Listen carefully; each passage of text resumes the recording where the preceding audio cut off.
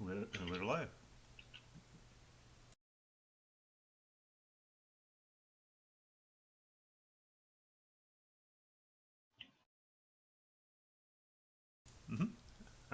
I'm done.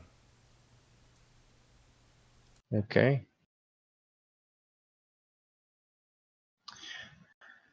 We ended last session on a tragic sight when Emaírel cast out his spiritual eye to fly around the Schloss Karlmark's walls from building to building, climbing higher as it went all the way to that strange lightning rod-tipped tower. And before his spell winked out, or his power winked out, the last thing he saw was the lifeless mass of the beast's body slumped at the bottom of a set of stairs leading up to the tower itself. Well, of course, it's a sad sight to see the beast after all the effort you put into freeing it from the false accusations of the people of Lepidstadt. It is also quite scary because you've seen the beast, you've seen its strength, and imagining something that was able to slay that giant creature is putting the fear of death into your hearts, and or at least into Emaírel's, because so far I believe only he has been able to see this scene. I would argue that falling 100 feet into the waterfall would put a fear of death in my heart, but I suppose the sight of a dead beast will do so as well. Well, I guess Emaírel would have been describing everything that he would have seen on the way there, as a sort of way to have more people remember details in case needed. Mm-hmm. And can you just go back to that last bit? There was a pile of bodies and a staircase? It's not a pile of bodies, it's the body of the beast at the bottom of the stairs that lead, apparently, up to the top of the tower. Just his, not others along it? No, just him. Okay. But that is quite a pile. That's true. I mean, the beast is a pile in itself. Mm-hmm. And I guess at that moment he will recount that it seems that our friend has fallen. Our friend? Oh my god, the beast of Lepidstadt has fallen?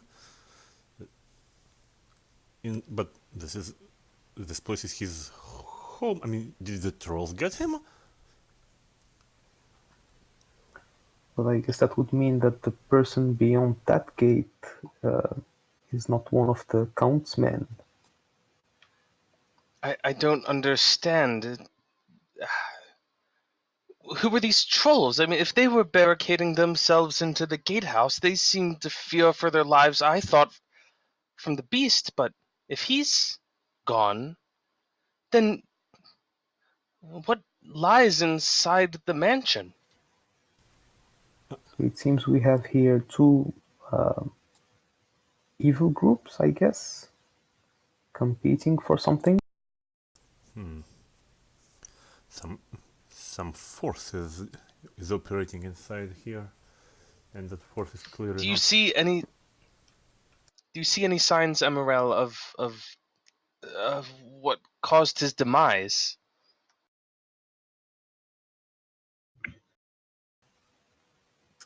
Would that be perception? No, you weren't really able to tell. You would have to go get up close because it's already such a scarred mess of various skins and parts of beasts and humanoids stitched together. It's impossible to tell. There were no obvious signs apparent. Well, But then again, you only caught a glimpse. well, friends, let's not despair before our time. The Beast of Lepstadt was a marvel of medicine, I suppose, and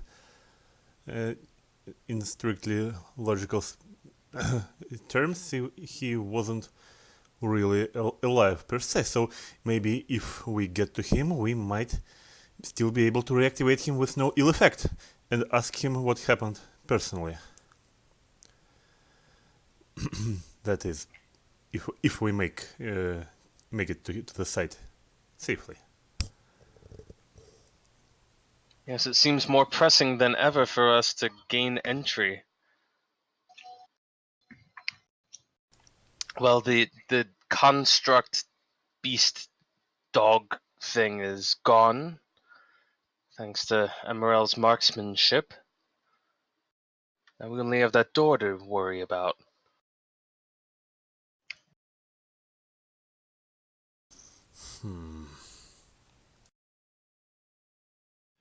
My resources are depleted on this the guard dog. If we continue like this, it will be most difficult for us. You're suggesting we rest then? Yes. We haven't rested yet, have we? We just this is still the same day that we just took out the trolls. And Yes. Yes. Okay, all right. Emaírel and Aroden fell into the depths and survived, and they're still so very cold and very wet.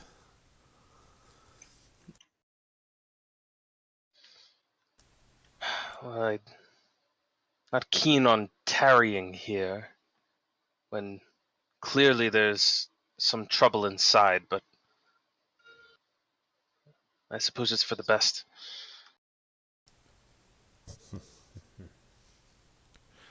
Indeed, and let's let's hope that if trolls were smart enough to barricade into this guardhouse, then so would we, and it would serve us in the same capacity.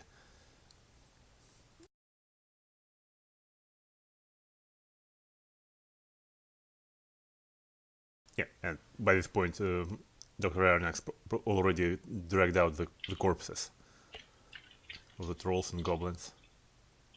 Okay. And you just throw them out of the gatehouse. Sort of, yeah, and he dropped a bomb on them to sort of set them on fire. Ugh. Okay. So you settle into the gatehouse to the smell of smoldering trolls and goblins. Yeah, It's a sweet smell of burning flesh. Yeah, not the most appetizing, but you can't really be too careful with trolls.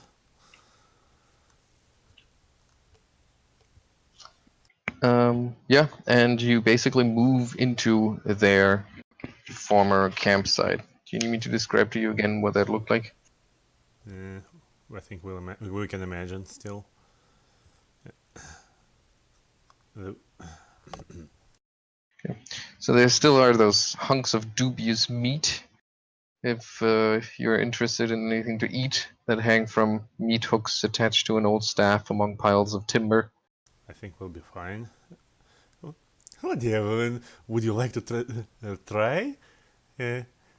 Says Arronax with no degree of humor at all. A little too well done for my taste. Yeah, I think we find ourselves in agreement here.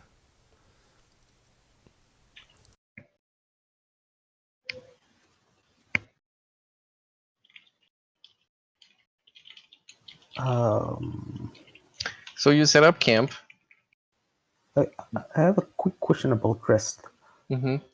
For it to count as proper rest for class abilities and all that, does like the 8 hours of sleep or whatever have to be a single chunk of uninterrupted 8 hours sleep? Yeah, it actually says uninterrupted rest. You don't need to sleep for those 8 hours, but you cannot do more than, I believe the language is, light activity. I think Okay, but I think standing guard counts doesn't count as interrupting rest. Right, but an encounter occurring would. yeah. Okay. Well, to help with that, Emaírel is going to pull out a little bit of rope, find a bit some place to attach it, and cast a little spell there.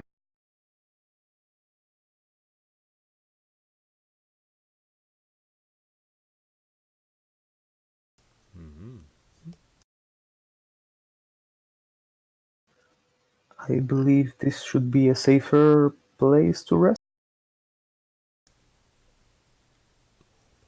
That is very, what's the word? That's very handy of you to have this, Emaírel. And I think we'll be spared the stench of rotting and burning meat in there. Although I'm not sure I'll be capable of actually climbing up. It's been a while since I was physically inclined. Our swimming exercises not included, of course. Well, I guess we can tie knots in the rope. Yeah.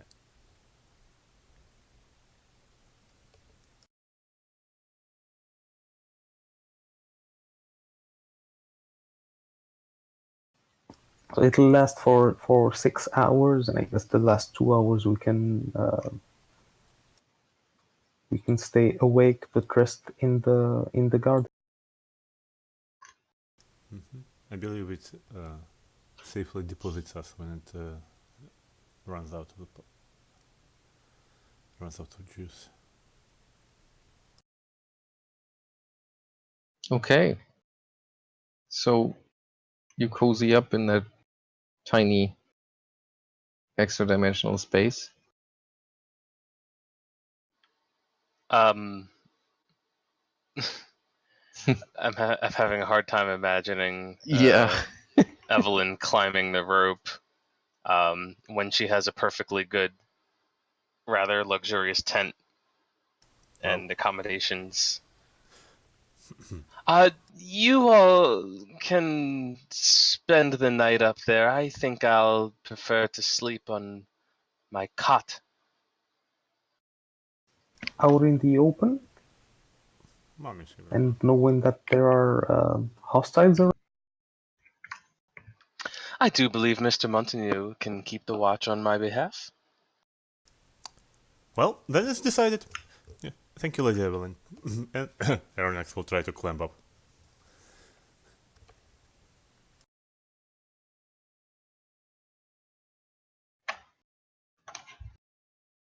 Oh, hey, it works. Yeah, it's not terrible for his For my level of skill. For my -2.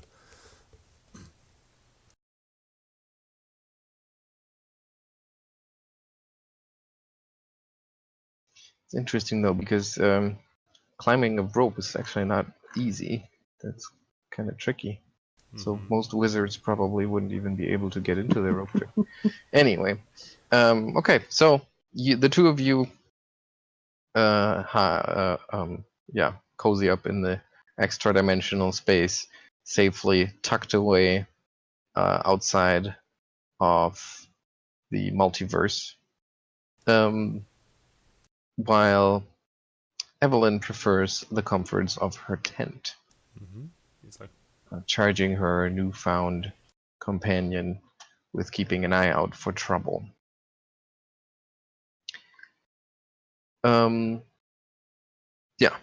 But even though the first approach to Schloss Karamark was most brutal and bloody, you manage to rest uninterrupted for the next couple of hours until you feel like you've energized enough to continue pushing onward into the mysterious castle. Very well. Yeah, at this point, Emaírel and and Lady Evelyn, well, and Geier, naturally, probably will have the opportunity to actually see what Arronax does when he prepares his extracts. And as usual, it takes him an hour, and well, he opens his small portable alchemic lab, which consists of a small wooden chest with all sorts of glass vials and what's the word? Alembics. Yes, those things, and one small alcohol-fueled burner, and well, some exotic smells start flying around in the guardhouse. As he spends the next hour concocting a small vials of extracts, which will be 2 extracts of shield, 2 extracts of cure light wounds, 1 extract of comprehend languages, just in case, 2 extracts of cure moderate wounds, summon nature's ally 2, and I think I will pick Cat's Grace instead of Lesser Restoration. All right. Yes, and the rest of his hour he prepares a bright red liquid in a somewhat larger vial that smells not unlike cough syrup, which is his mutagen. That would be another Constitution mutagen, despite what he said yesterday. Okay. It's very early in the morning when all of you get up because you actually went to rest fairly early. The sun has not managed yet to rise high enough to actually reach the gorge that the Schloss is tucked away into. So the sky has just started to color a little ominous purple, and everything is still in twilight as you slowly open the door to the walkway over to the mansion, and once again find yourself unsure how to proceed. Actually, there's one thing that Evelyn wants to try while the doctor is busy with his concoctions. Okay.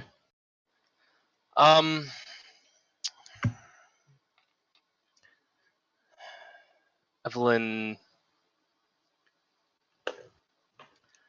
while the doctor's getting ready, Evelyn is kind of sitting there in a little bit of a trance. She says, "I sense the spirits of the dead are strong in this place. I don't know if it's just the trolls and the goblins or something else, but I'd like to try something. Does anyone have a spare scrap of parchment?" Why, sure. I suppose Dr. Arronax would have a spare parchment, since him being an alchemist and all. Although I'm not sure I've written it in my inventory. At any rate, Emaírel has journals on him. Evelyn is going to kind of sit down somewhere a little bit in the dark where it's shaded in a corner and kind of place this parchment down next to her and close her eyes. Yep. And after a moment or two, you see her hand, she picks up a quill and her hand just begins to write while she sits quietly mumbling to herself. She's not looking at the page, it's just writing and writing away. She's going to attempt an automatic writing check. Okay. As per the occult skill unlocks. Just be careful. Last time Geier tried something occult, he got his mind broken and lost his martial arts skills. I don't think this is anything quite so severe.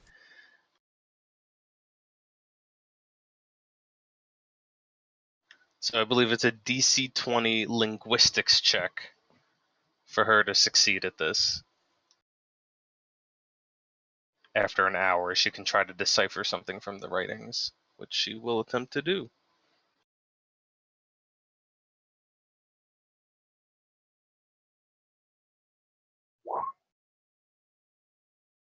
Haha!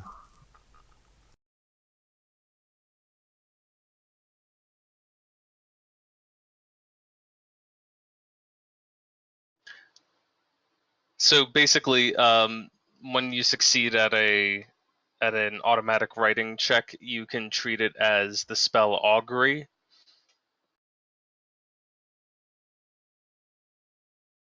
So she's basically going to try to use it to figure out what will happen if we address the figure who was observing us through the peephole. Basically, when we rang the doorbell and the peephole slid open, what will happen if we address that creature?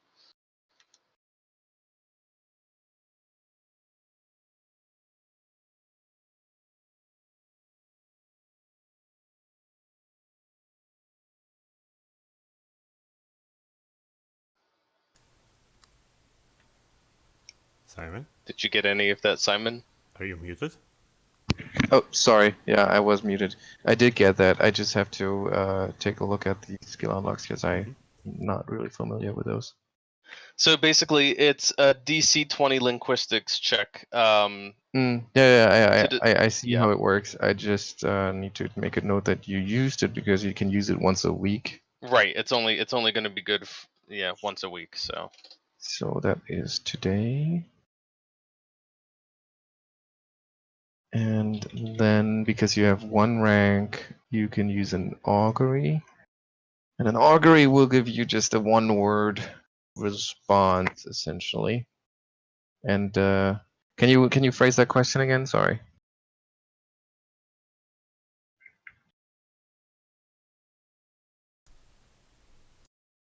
Anthony? Sorry. Yeah. So basically, she's just trying to determine what will be the result if we address the creature that was spying on us through the peephole when we rang the doorbell. Will it be good for us or bad for us or a combination? Okay. And what's your caster level for this? I think it's the same as my normal caster level, so 6th.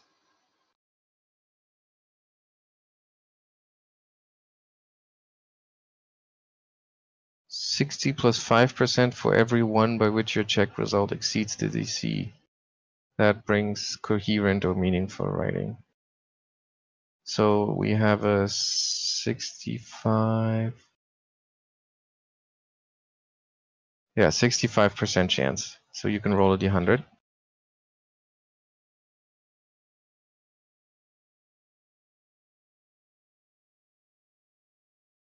Nice. And I guess that kind of replaces the check, the caster level check you would have to do for augury. Right, because it says you gain information as though you had used augury. It doesn't say as the spell augury. And the results are as this. Okay. I think I get it. Yeah, so your writing starts out just being just gibberish, and then slowly phonotactically correct syllables start to emerge, and then those syllables start to form words, and some of your the words that you just use in that question start to pop up between pseudo words that are nothing but gibberish, and between symbols that aren't even letters, at least of no language that you're familiar with. And then near the end, you just kind of alternatingly write wheel, whoa, whoa, wheel, wheel, whoa, whoa, wheel. Kind of blurring the writing into each other with the ink spilling over from one word to the next.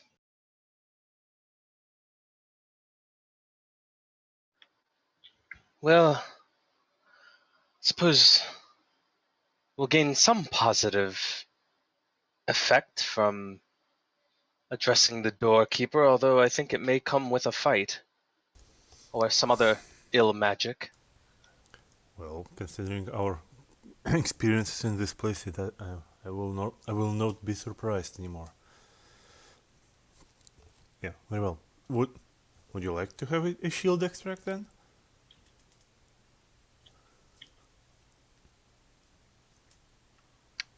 Oh, are you offering that to me? Why, yes, Emaírel. Well, Emaírel declined, so I have spares now. Oh, very well then. Sounds most useful. It is. It will save your life. She'll take it. Mhm. She'll pop the cork off of it and Not yet. sniff it. Yeah. Yeah, it works only 5 minutes. She'll use it at the appropriate time then. Yes. It might be a little bitter. I kind of run out of sugar.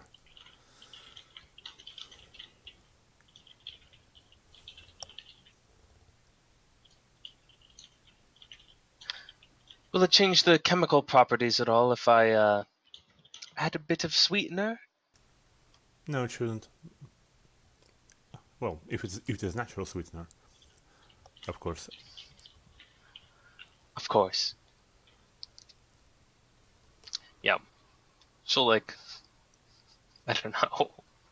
Probably go into the supplies in the carriage and add a little tiny bit of sugar.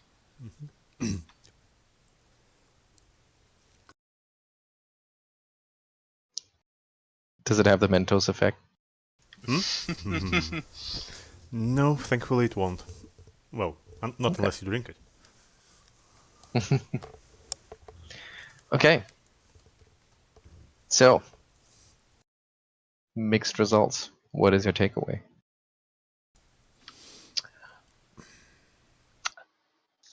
Well, I suggest that I make the same attempt that I did yesterday. We stand as far away as possible, and then using my magic, I shall ring the doorbell again. Although perhaps someone ought to be closer at hand to see who exactly we're dealing with through that peephole. Well, in that case, I suppose it would be better for Emaírel to be presenting himself there, and I'll back him up. Actually, we could send my little eye through there.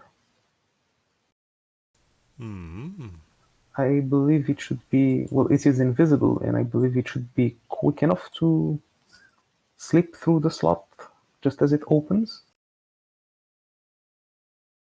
But wouldn't it wink out once the slot closes because you don't have line of effect anymore? Let's see. Can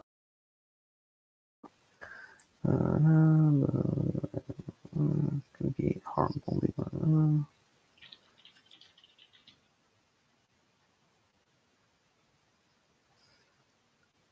I don't think so.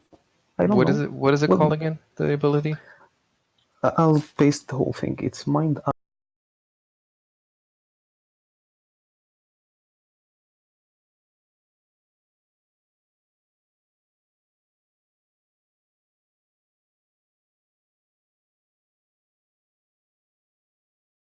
It can travel up to 1 mile away. Yep. Nope, you're right. It's fine.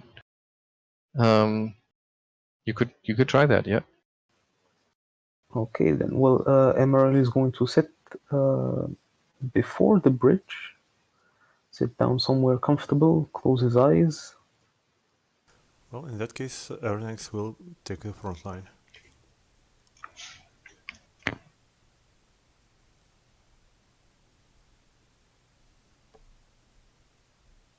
Okay. So what do you mean front line? Like right in front of the door, or where Yes. are you gonna?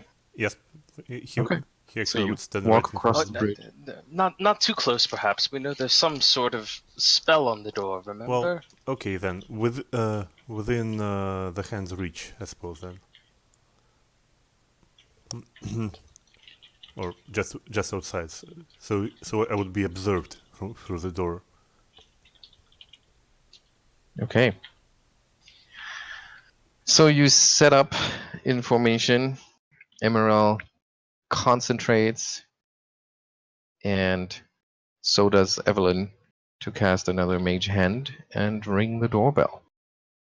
And just as the day before, shortly after, a little tiny little door in the, or little hatch in the door is opened. And Arronax will say in a rather loud voice, "We were invited."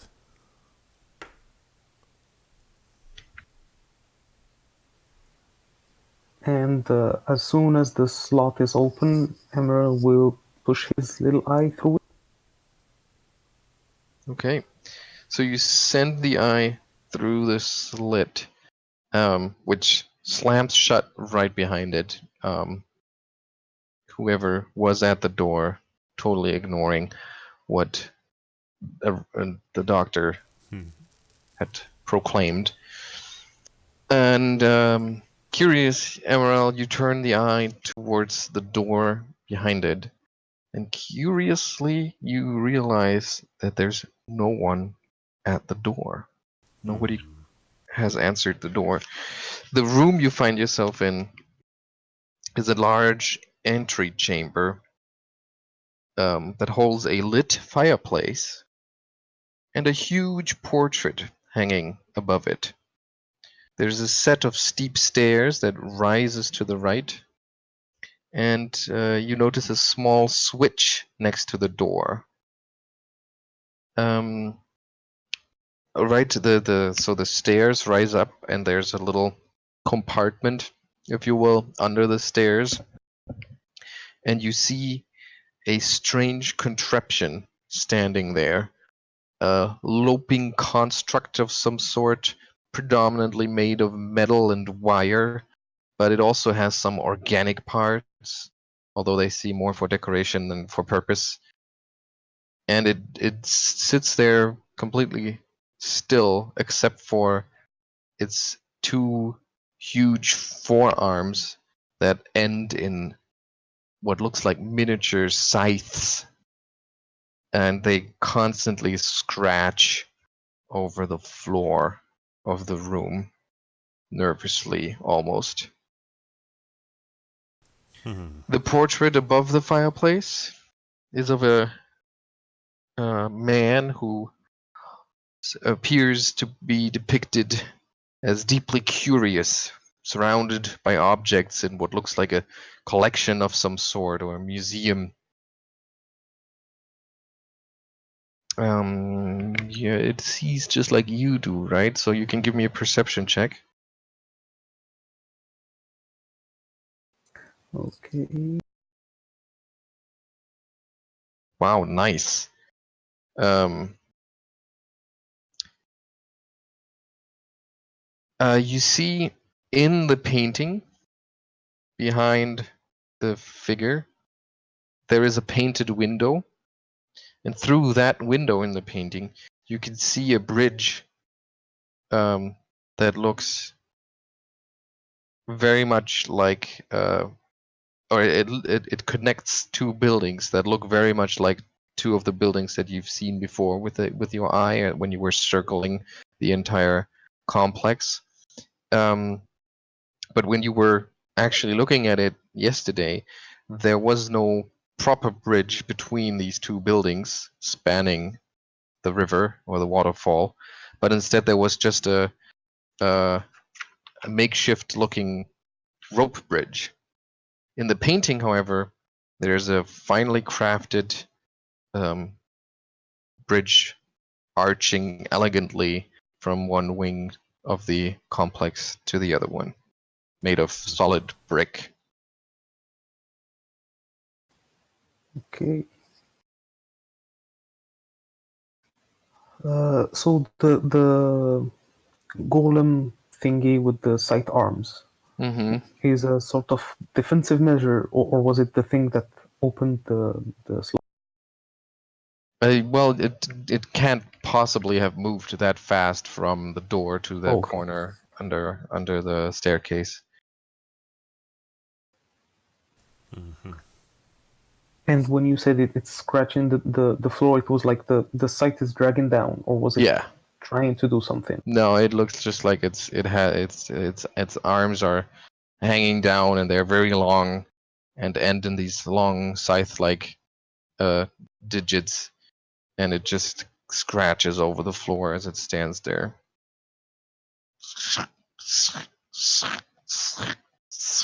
Metal on stone, quite unnerving. Hmm. Well, after that, he's going to relay all of that to, I guess, Evelyn would be the one closest to him.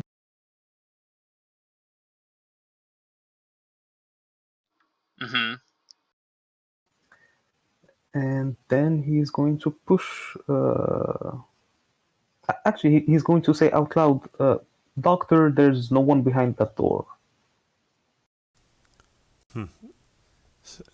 So that thing is probably the result of sorcery. Something inscribed upon it, and Emaírel, is there any way you can tell from the inside if the door is locked? He's going to turn the eye around and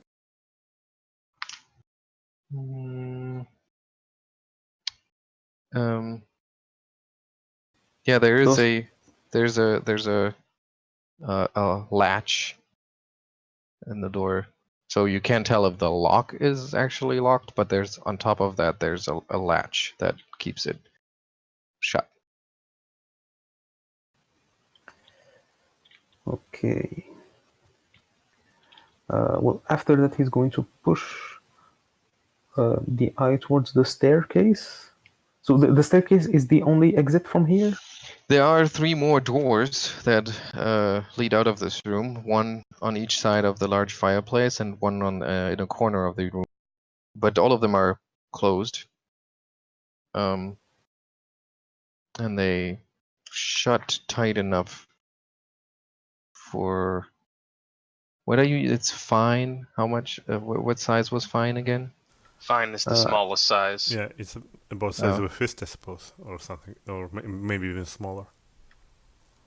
It's anything from 6 inches in height to smaller, basically. So I guess it's supposed to be the actual size of an eyeball. I'd imagine, yeah. But yeah, then it doesn't fit through under the doors or past the doors. I just looked at my room's door to figure out if I could squeeze my eyeball through there, and I don't think I could. No, it won't work. Did you just try it? No comment. Okay. So yeah, this is the closed doors with no large keyholes or anything like that means that the eye can't travel further. However, the stairs are open, so you can hover up there. Mhm. Unfortunately, the stairs just take you up to the next level, where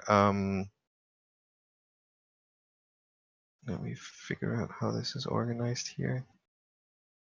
Yeah, to the top floor of this building, but they end in a corridor, or more like a gallery overlooking the entry hall, and from that gallery there are a couple of doors leading to adjacent rooms. Unfortunately, all of them are also shut.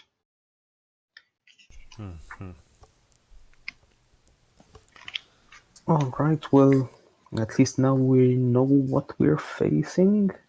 Can Emaírel attempt a knowledge check to identify the construct thingy? Sure, knowledge arcana.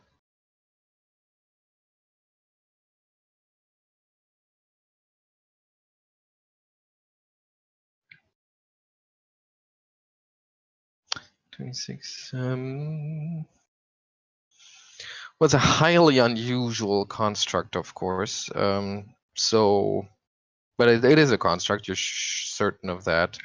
And it looks like it's just outfitted with these scythe-like appendages for protection. You wonder what the the mishmash of organic parts and mechanical parts is supposed to achieve, because from what you can tell, this whole apparatus is not like a golem, more like an animated object. Mm-hmm. And you said for defense, so Or offense, you know, that's just a euphemism for weapons. okay, yeah. So it could be like a sort of sentry. Yeah, reasonable assumption. Mm-hmm. Most likely. However, if we are to tackle the thing, we still need to bypass the door.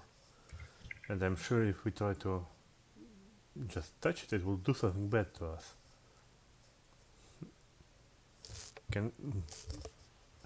Is it possible for us to find another entry point? By the way, is this art an actual art or just something that looks kind of cool? That's just something that looks cool. Okay, because I mean we could try to climb up and. No, don't take that as a reference. Yep. It's just to give you an idea. Mm-hmm.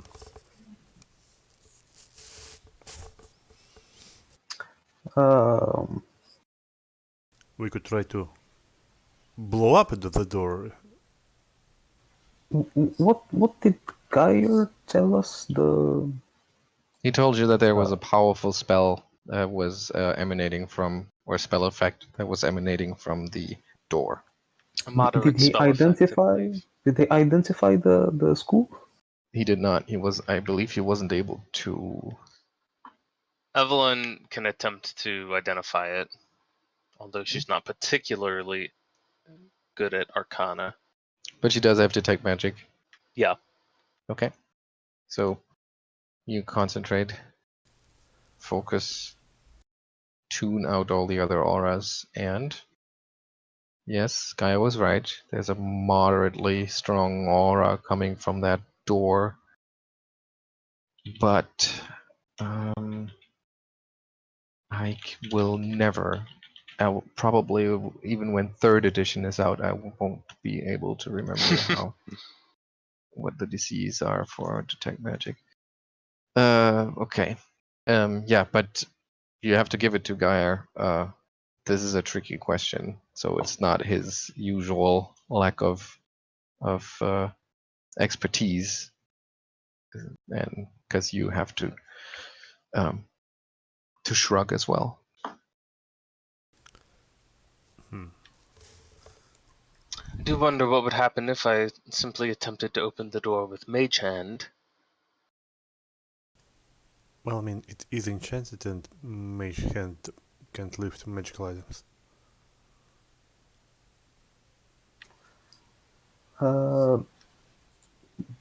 Before we start attempting physical solutions, Emaírel is going to give it just one shot to also try and identify.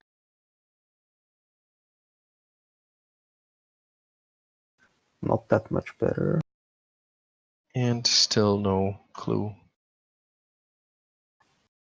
I mean, is the door itself magical, or does it just have a spell cast on it? Because you can't really tell because they're coming from the door. Although I guess we could just try to use Mage Hand on it, and then we'll know for sure. So that is true. Well, I guess better step away and give it a shot. And Dr. Arronax will quickly step away. Geier, use Mage Hand. It was super effective. You mean you want to use the mage's hand?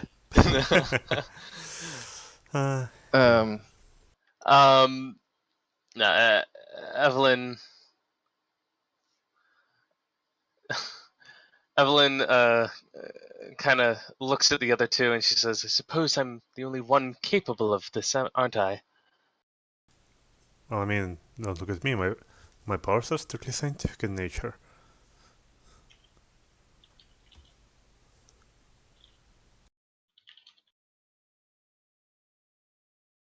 So you try it? Well, in that case, gentlemen, this is perhaps the only time you shall ever hear this request from me, but I ask that you lay hands on me and assure that I do not go flying off of this bridge should anything terrible happen. Very well.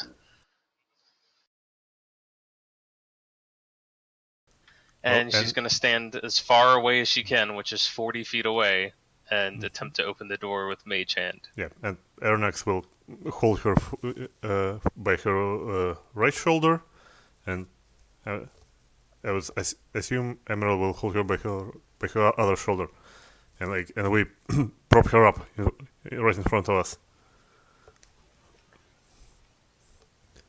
Yeah. And then you cast Mage Hand and try to manipulate the handle of the door. And you push down on the handle. And you try to pull the door open or push it open. Neither works. However, it also doesn't trigger anything bad. At least not that you would be able to tell. Okay, you can all let go of me now. What? Nothing happened. Exactly. Do we still detect the same aura? You focus again, and there it is. Unperturbed. So, Evelyn is trying to recall if the beast gave us any sort of hint about the situation. I remember him inviting us to come see his father at Schloss Karamak, but I believe that was it. The beast wasn't very eloquent. I guess we just might have to take a blast to the face. Well, I mean, we can try to use a mundane substitute to Mage Hand. Is there any 10-foot piece of wood in the guardhouse?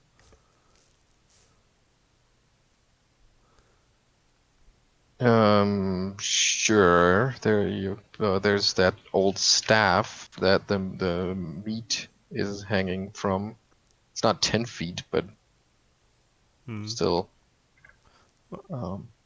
Well, I think actually I have my own staff written down, but Arronax probably left it somewhere in mid-adventure. So, well, let's try that one then.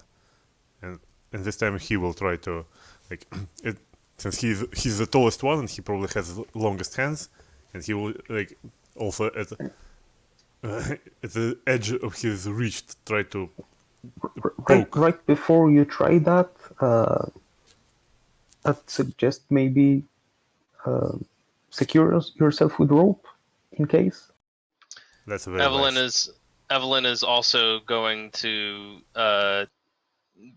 take an opportunity to apply her mesmerist tricks to everyone before we get really into this.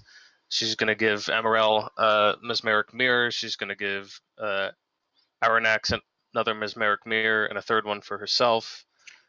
She's also going to cast Mask Misery on herself. Well, she's going to use her mesmerist trick for it. And Geier?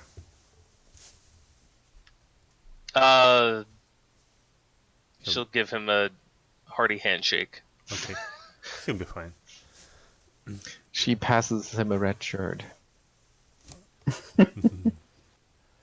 Very well. So, okay, I will. Arronax will wrap himself with rope and give another end to Emaírel. So, hold it straight. You wipe some of the grime off of the knotty, twisted staff. That's like 5 feet long, so you need to get up close and personal to the door. But you're prepared, right? Everybody's ready? Yes. And you clunk hammer with the staff against the door, but nothing happens.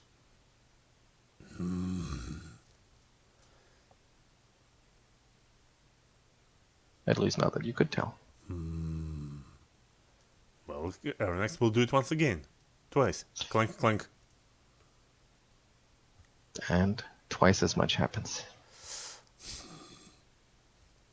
This magical stuff aggravates me. Maybe we should just blow it up. Before that, after he hits it twice, Emaírel is going to again check for the field, for the. You check for the field, and as you start to tune into the auras, you sense something has changed. Something is different up there. And then you sense the familiar presence of the aura on the door, but there's something else. And you zero in on it, and you realize the staff is magic. What? Doctor, you should probably put that down. Arronax immediately. Let's go with the staff. Wait, is the staff?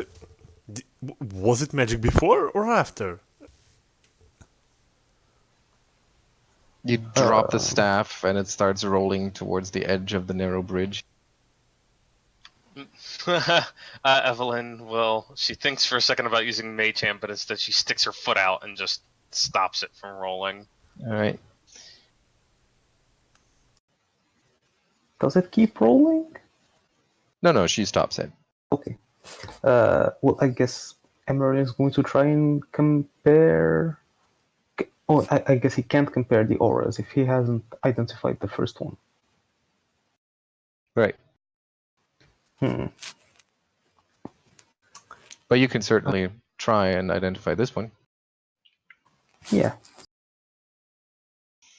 So, first of all, the strength of this staff's aura is also moderate. And you can give me a knowledge arcana skill. Evelyn will attempt also. You do not know what that staff does or what its aura is. And Evelyn doesn't as well. Wow, you are on a cold streak.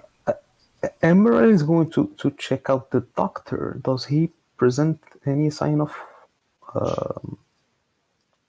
Well, it's going to take a while to tune out his potions and extracts and all that. Mm-hmm.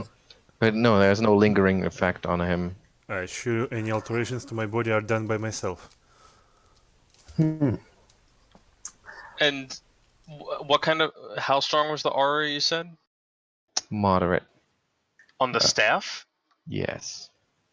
If the staff didn't have an effect on the doctor, Emaírel is going to go ahead and pick it up and try to identify it more up close and personal. Okay, so you look at it more closely and you see that the twisted staff that at first it just looks like it's covered with knots and nodules like any old stick. But as you look more closely, you see that those knots, those nodules kind of resemble crawling insects. And as you inspect it, every now and then it almost seems like they move across the dark wood. And that's actually to be taken literally because this is dark wood. And you use your occultist power to like use it for a little while and try to attune to it in some way through your mystic ways. Try to figure out what its purpose is in this universe. And you feel that it once held great power, and only little of it remains. But it's kind of unusual in the sense as you try to attune to it, because normally an item is almost like figuring out a person. There's this presence of it, almost like a character to it, and this one is not just a single entity. And as you deal with this basically psychic noise, you realize that you're going all wrong about it. It's you can't chase down the one thing that resides in this staff, because it's a swarm, the power of the swarm that can be harnessed with a staff. And you figure out that it is this lovely little thing with 7 charges left.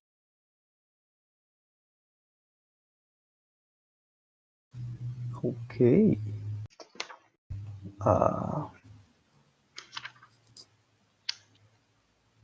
So I take it that this was not that the door didn't have any effect on it. No, Mm-hmm. unless the door transformed it into what it is right now. Not that you have no reason to believe that. I'm not sure what I'm more disgusted with, by the stuff that is made out of insects, or by the fact that trolls had the stuff that was made out of insects. Was this something that the trolls seemed like they had, and they're like that they had like, was it with the other troll stuff, or was it somewhere else in the? It was what they used to Yeah. hang their meat hooks. Wow. Well, seeing this discovery, Emaírel is inclined to go back up there and just take a magic look around. Back at the gatehouse. Yeah, see if we haven't missed. If you missed anything else, but no, there's nothing else. Evelyn is trying to recall exactly how staves work. Well, you can cast a spell, but from it. So staves use the spell trigger activation method. So casting a spell from a staff is usually a standard action that does not provoke attacks of opportunity if the spell being cast has a longer casting time than one standard action, which in the case of Summon Swarm would be the case. It takes the full casting time to cast the spell from a staff. To activate a staff, a character must hold it forth in at least one hand, or whatever passes for a hand. And the important thing is that staves use the wielder's ability score and relevant feats to set the DC for saves against their spells. Mm-hmm. And like with other sorts of magic items, the wielder can use his caster level when activating the power of the staff if it's higher than the caster level of the staff. And they can be recharged. Right, and they can recharge, exactly. Yeah, That's the other I big believe thing. if you know at least one spell that is contained within a staff, although. Well, each morning when a spellcaster prepares spells or regains spell slots, he can also imbue one staff with a portion of his power, so long as one or more of the spells cast by the staff is on his spell list and he is capable of casting at least one of the spells. Oh yeah, that. Imbuing his staff with this power restores one charge to the staff, but the caster must forgo one prepared spell or spell slot of a level equal to the highest level spell cast by the staff. Mm-hmm. Gizel sometimes charged his new staffs like that, but well, it wasn't very often.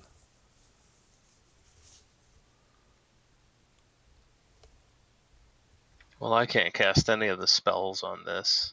I really don't know if Geier can either. Summon Swarm and Insect Plague sound like his thing. Yeah, he totally can. Okay. Well, he probably doesn't know them yet, but he will. It doesn't matter if he knows them. He just needs to have them on his list, right? Right? Oh. Right. It's much better then. But I believe the Baroness has some. What's the word?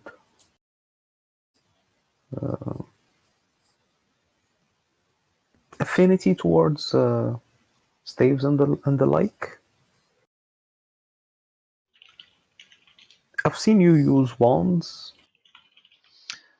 I have indeed. Mostly of negative energy, to heal myself, and positive energy to heal others. This is something somewhat outside of my ken, I have to admit. Even I can acknowledge when something is beyond me, and this is certainly not my particular area of expertise. I believe I can cast from it, but recharging would be another issue. Well, at any rate, just like you should probably keep it around for now in case it can make a difference in any combat with. Yes, I shall. I'll hold on to it. Staff of Swarming Insects. I will add it to my inventory for the time being.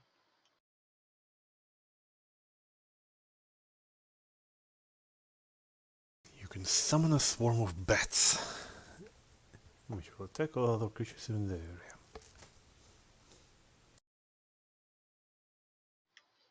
Okay. Well, that's interesting. It has 7 charges, right? Yeah.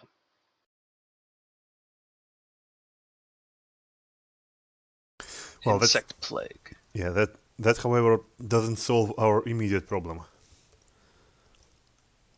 Well, it seems like our immediate problem is going to basically require a hand on the handle. All right. And if that is the plan that we're agreeing to, Emaírel is just going to tie the rope around his waist, try and find somewhere secure to tie the other end to. Well, other end is already tied to Dr. Arronax. Great, so you'll both go over at once. Exactly. Again. Well, a stump or anything like that. I mean, we're on like a featureless bridge, aren't we? Pretty much, yes. Well, I think there's enough length to roll it around, under and around the bridge. Well, with help of Mage Hand, we should be able to. Yeah. Tie it around the bridge itself. Yeah. Yes, let Evelyn to the rescue. You know, you could always just keep it tied to each other, and then if one of you falls off to the left, the other just jumps to the right. Don't think that this thought didn't cross my mind you. But I prefer not to avoid jumping around at all. If that is a possibility. Yeah, we'll tie the rope to the bridge. And as we are ready, and the doctor and the Baroness are standing a bit back, Emaírel will try the hand. We'll try what? To open the door. With your hands. Yeah. Evelyn's going to stand 30 feet back. Mm-hmm. You all stand in position, ready for anything, and you take in a sharp breath. Hold your breath. And Emaírel tries the handle, but the door is locked still, and nothing happens. Okay, so I'm going to ring the door knocker again, and then you're going to try. Just in case. This is the most archetypical adventurer problem: how to open a door. Mm-hmm. I mean, for This an is the hour. second time Yes. I think that we've really stumbled upon the door. Indeed, it is. Last time it was a wall too. This time it's just a door. Oh, here. Evelyn's gonna, she's gonna ring the doorbell. And the Emaírel tries quickly to open the door as the little hatch opens, but it still won't open, and he just frustratingly rattles on the door, and that hatch closes right after. So, Doctor, I think this requires your fingers. Oh yeah. Well, is there a lock to pick, or is it just a bar on the other side? Well, try. Oh yeah. Well, carefully, Arronax will change places with Emaírel, secure himself with the rope, and pull out his new master equivalent of Masterwork Thieves tools. Mm-hmm. What is your modifier? And my disable device modifier is +8. Does that include the bonus for the Masterwork tools? No. So it's +10. Yes. Okay. So I even have you at plus 12. And that includes a -1 armor check penalty. That's Oh, strange. are you under the effect of a mutagen right now? No. Well, then I think you want to check your math. I have you at 6 ranks, 3 class skill, 2 dex, and 2 tools.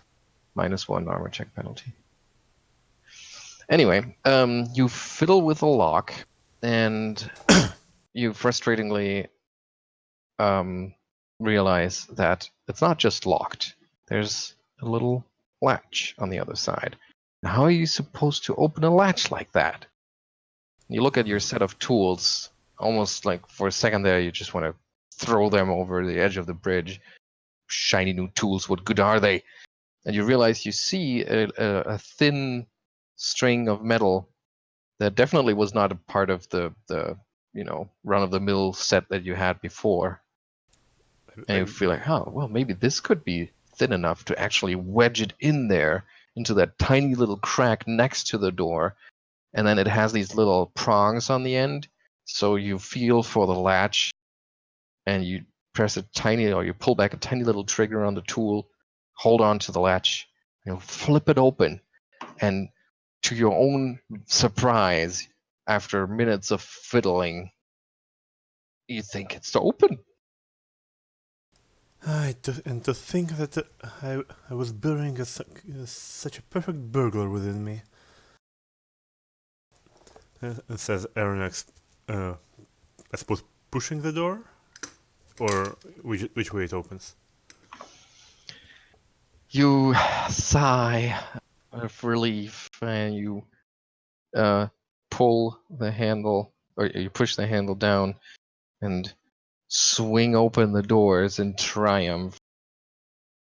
And as you breathe a sigh of relief, that sound all of a sudden is picked up by the wind that howls through the gorge and starts to howl stronger and louder and pick up fast, very fast. And all of a sudden, you find yourself within seconds of opening the door, or even less than seconds, split seconds, you find yourself at the heart of a strong gust of wind that not just threatens to blow you over the edge, but actually turns into a palpable semi-physical creature. Oh, right, it was a summoning spell bound to that, right? Possible. So please put up your tokens in whatever position they were in, working with a door. Well, Arronax was, I suppose he was here? Mm-hmm. In some place. And who wants to take care of Geier during the battle? I think somebody should. I could do that. Okay. I will pass you control.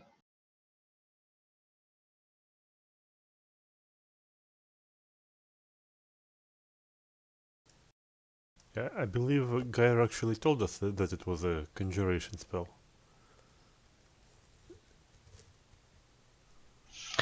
Okay, so that's where you find yourselves, and the huge creature made of air manifests itself within seconds after the doctor opening the door, just a crack even. Roll for initiative.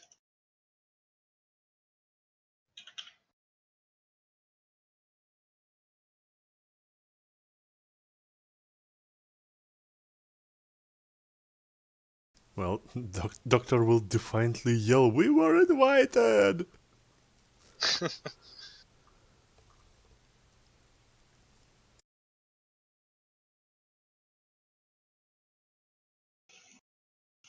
But your words swallowed by the howling company, the appearance of the huge air creature, and as it appears, mostly cloud-like, with just these dark hollows reminiscent of eyes and a mouth. It starts to take this vaguely humanoid shape and then immediately starts whirling again, transforming itself into a patch of whirlwinds that is large enough to engulf you.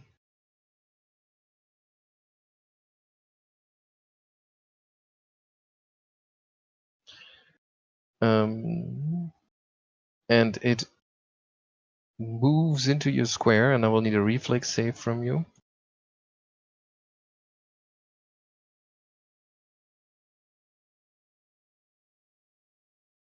Nice.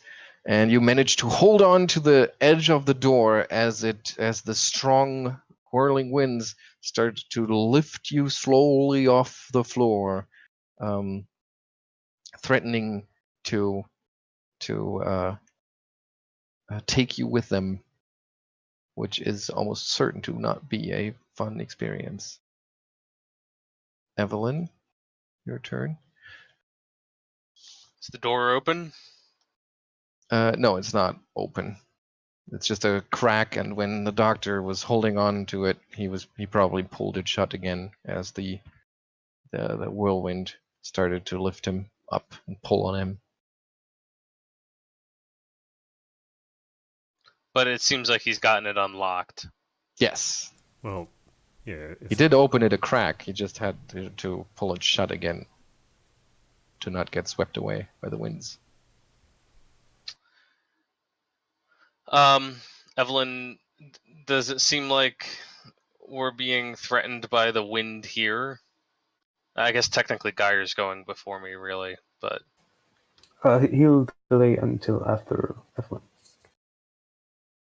Okay. So...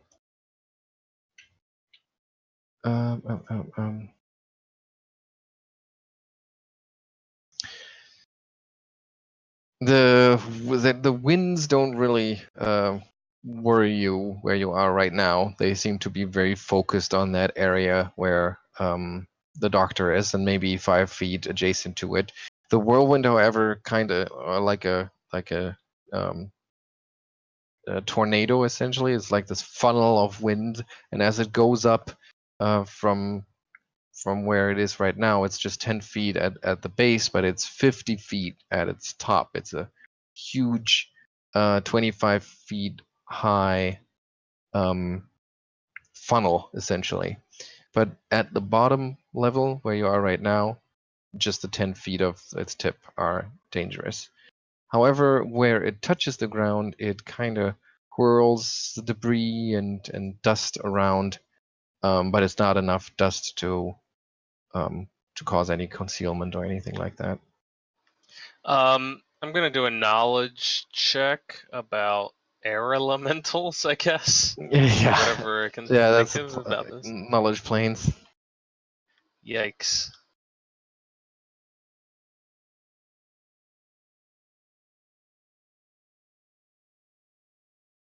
Oh, I'm actually not trained in planes at all. That's okay.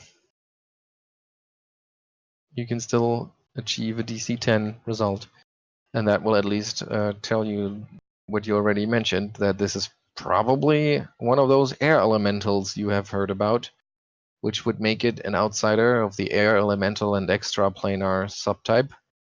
But unfortunately, that's all you know about these. You have no idea about their ecology or whatever, because you've just heard of them as fabled beings.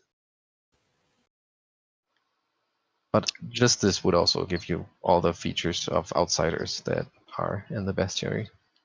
Okay.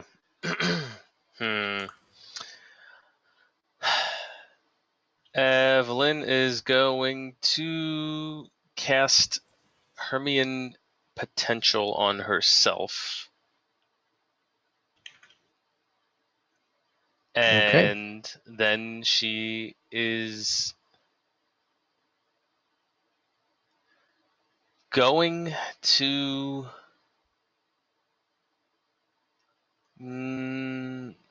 God, I hate how the doors work. I hate doors in Pathfinder. Stupidest thing. Because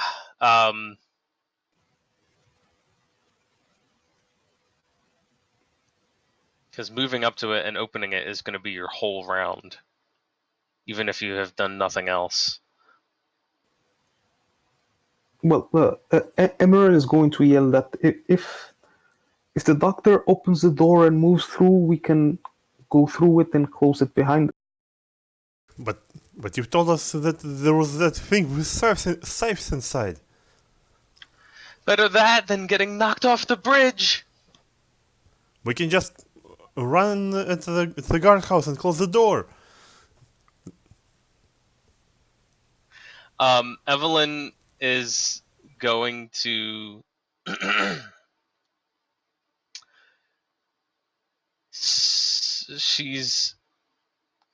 she already cast Hermione Potential. I guess she's going to move up a little bit. Mm-hmm. And hope that Arronax is going to open the door for next round. Okay. Geier? After the doctor.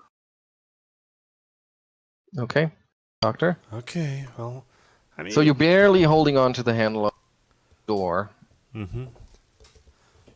And you can sense that if you let go, it will probably just tear you away. Mm-hmm. I see, so I can't actually run away from this thing to the guardhouse.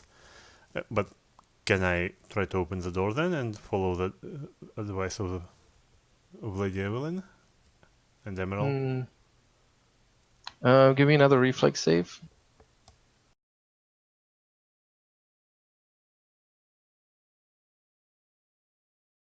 You reach for the other wing of...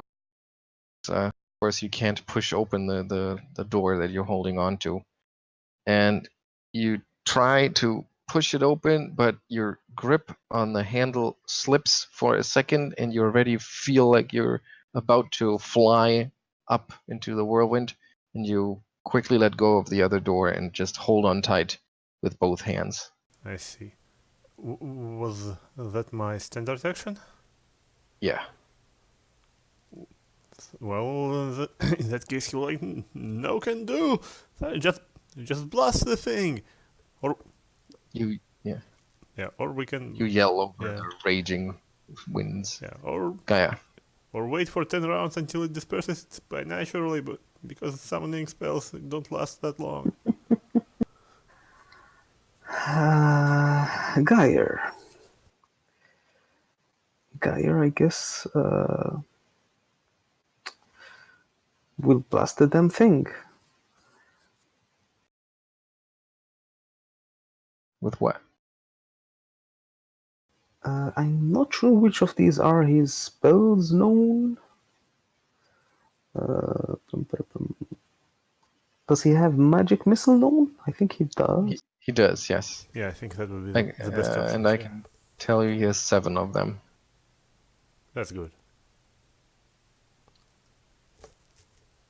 Okay, so he shoots 3 little missiles at the air elemental, and to your surprise,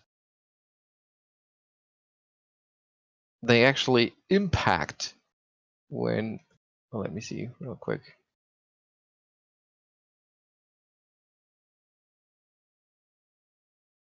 Yeah, it doesn't say anything about losing its physical properties.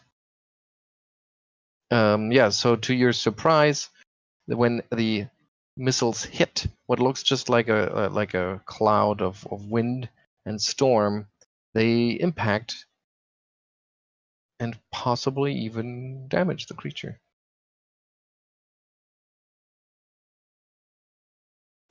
And then he's going to move back behind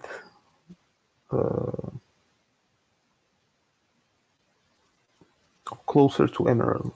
Okay, and then it's Emaírel's turn. Okay.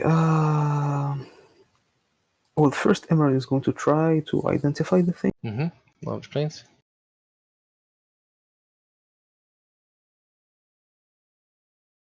$21. Okay. Indeed, this is an air elemental, and it's a huge air elemental, which makes it a powerful foe.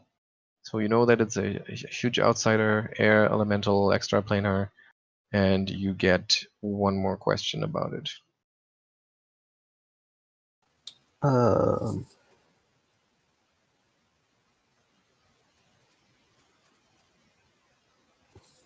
Weaknesses, I guess. Will save. Uh-huh.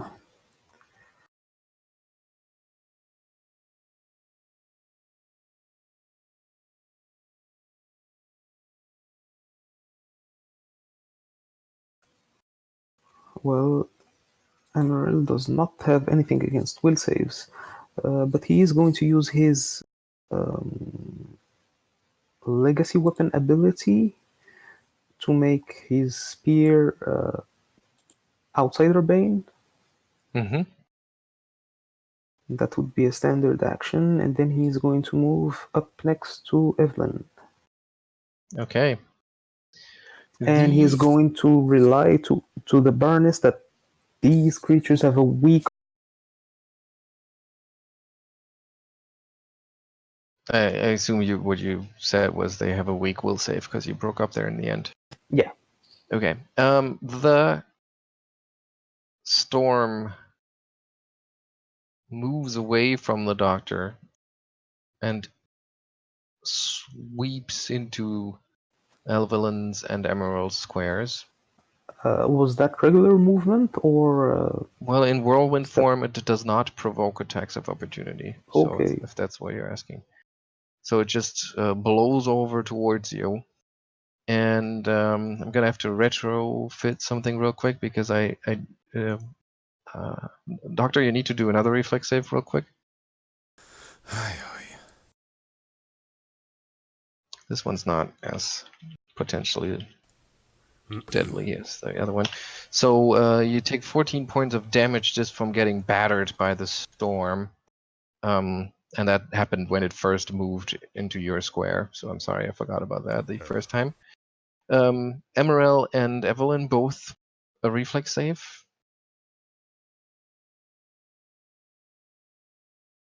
Okay. That's the second one, and Emaírel, I need the second. Well, that's from Hermione potential for me. So it's just the 22. Oh, nice. Okay, so then I will still need a second one from both of you.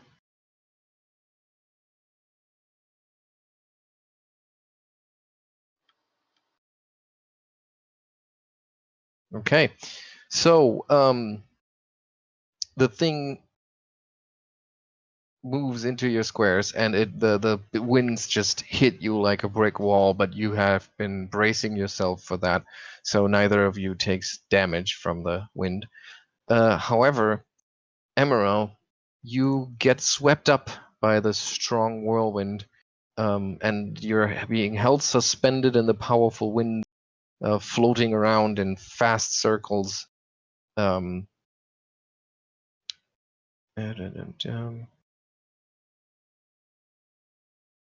Yeah, and just being at the mercy of the element. Evelyn, I don't know how you do it. You probably just dive for the edge of the bridge and hold on tight or something like that. But you It's manage. those high heels. She digs him into a crack in the Nice. Right. in the So, bridge in the stonework. Somehow she manages to do it, and it's her turn.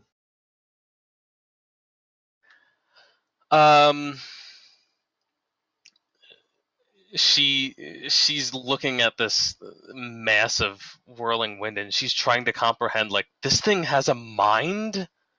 But even so, she's going to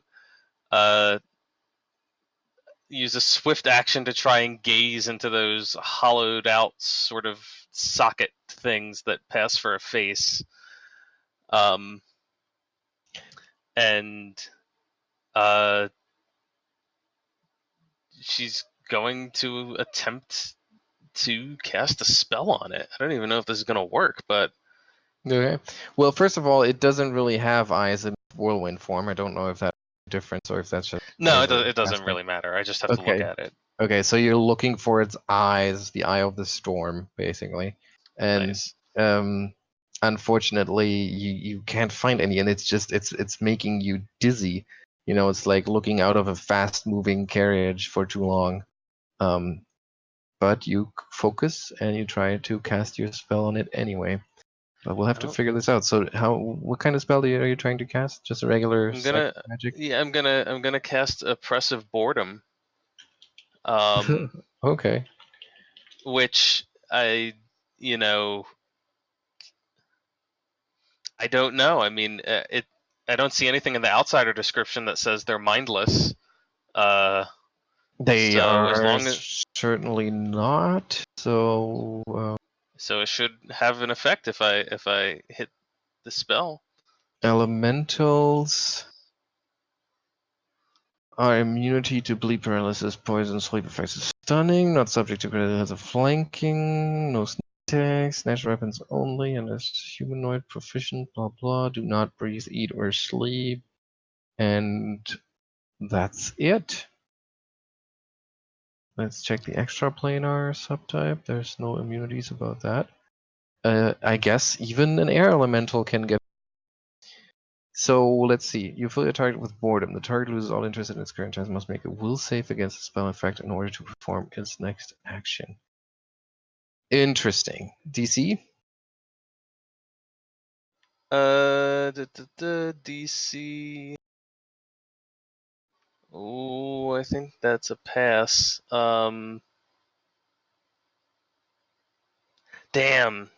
DC 16. Wait, hold on. Do you have... DC 16, but it's got the -2 from my gaze, so it's just fails. Okay. So the thundering storm, the violent winds all of a sudden start to slowly fade. But we'll wait until its turn. And then Evelyn is going to move up to the door next to the doctor. Okay. Oppressive boredom lasts for 1 round per level, or until broken. Right. So basically, every round it's going to attempt a new save. So it failed its first one, so it's not going to get to do anything its first round. But then every round after that.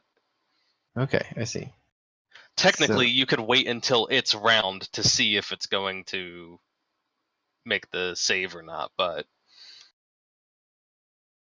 Right. But that was already the save for its first turn, basically. Right, yeah. Okay, yeah, I see. Okay, Doctor. Okay, Doctor, meanwhile, will shake himself up.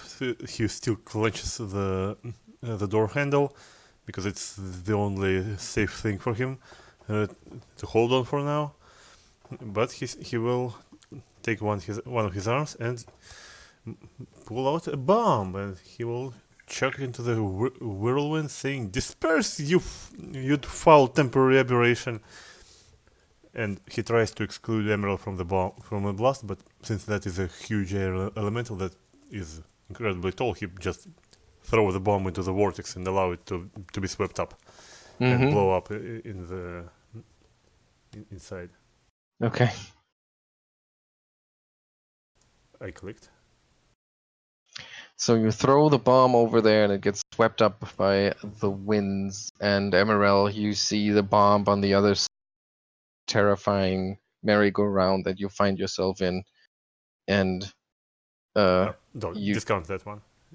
You try to protect your head when it goes off.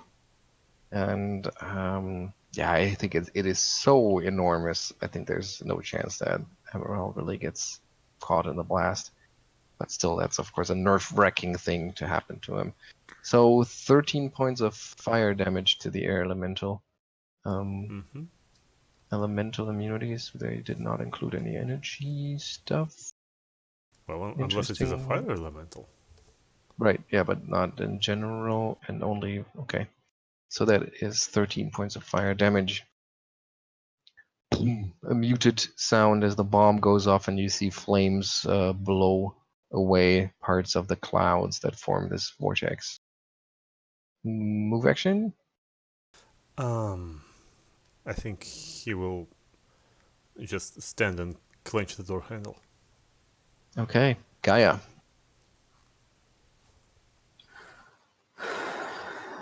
Well, Geier wants to get away from this thing, but the door isn't open. If he... No, he can't.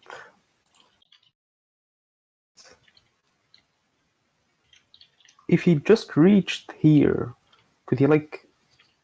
No, he wouldn't be able to stay in the same square as Evelyn, right? I don't know what Geier would do. Is Emaírel's not still tied to the bridge, is he? No, it's the doctor. Oh, who's tied to the bridge? The doctor, because he's the one who tried to pick the lock. Oh, okay. Well, I suppose Geier would cast Bone Shaker. Well, it's not technically dead.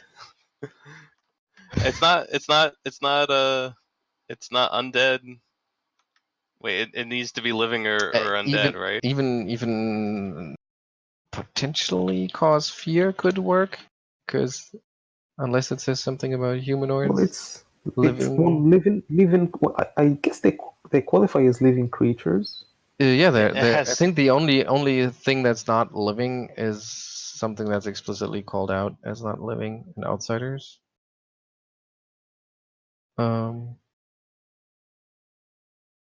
Are not necessarily not living. I'm trying to imagine, would he attack it again, or would he try to run past it? Geier, I don't know. I guess he's too old now for right, acrobatics. Exactly. I think he has learned not to trust his physical capabilities anymore. Well, I guess that means Bone Shaker. Really? Wait. It doesn't have bones. No, not literally. I hope. I was saying it in jest, so to speak. I'm pretty sure that even if it qualifies as a living creature, it still needs to have bones in order for Bone Shaker to work. Yeah. It says with a skeleton. One living creature or undead creature with a skeleton. All right, I didn't notice that yet. Yeah. Oh, and cause fear doesn't work because of the hit dice thing. You would know that. Oh, but Geier wouldn't know, and he would probably do that. Let's be real. Because he has no idea what his powers can and cannot do, so he would just learn by trial and error. Although,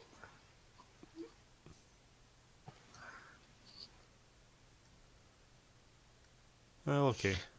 And he learns that the creature is more powerful.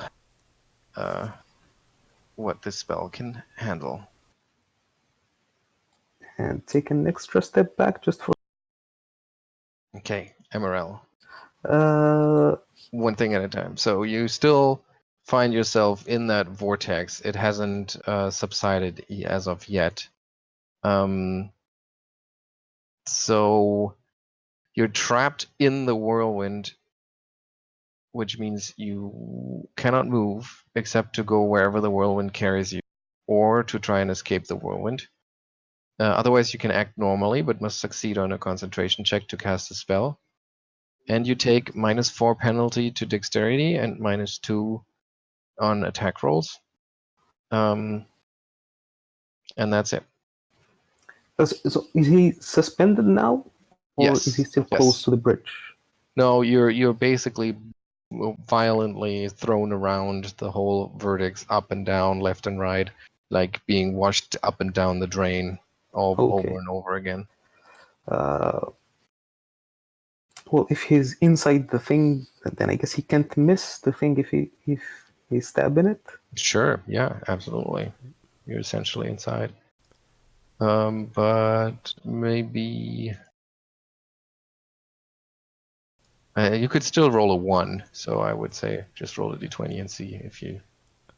I just wonder about the logistics of the thing that the elemental now has an outsider brain spear inside of him spinning at extreme speeds. Mm-hmm.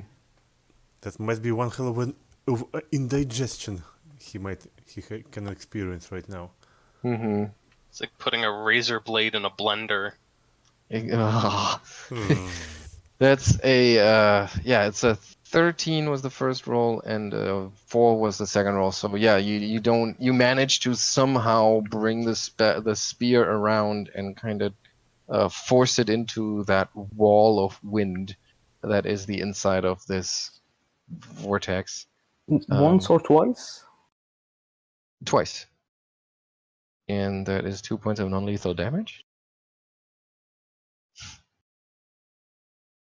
This is for the Bane.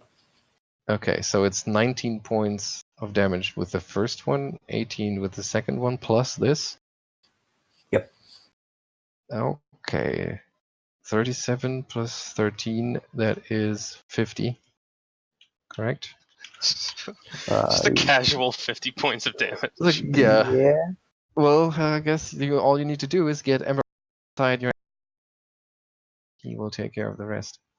So, but then its turn comes up. So you damage it. You cause some major damage, and you actually tear gaps into the whirling wall of clouds and wind.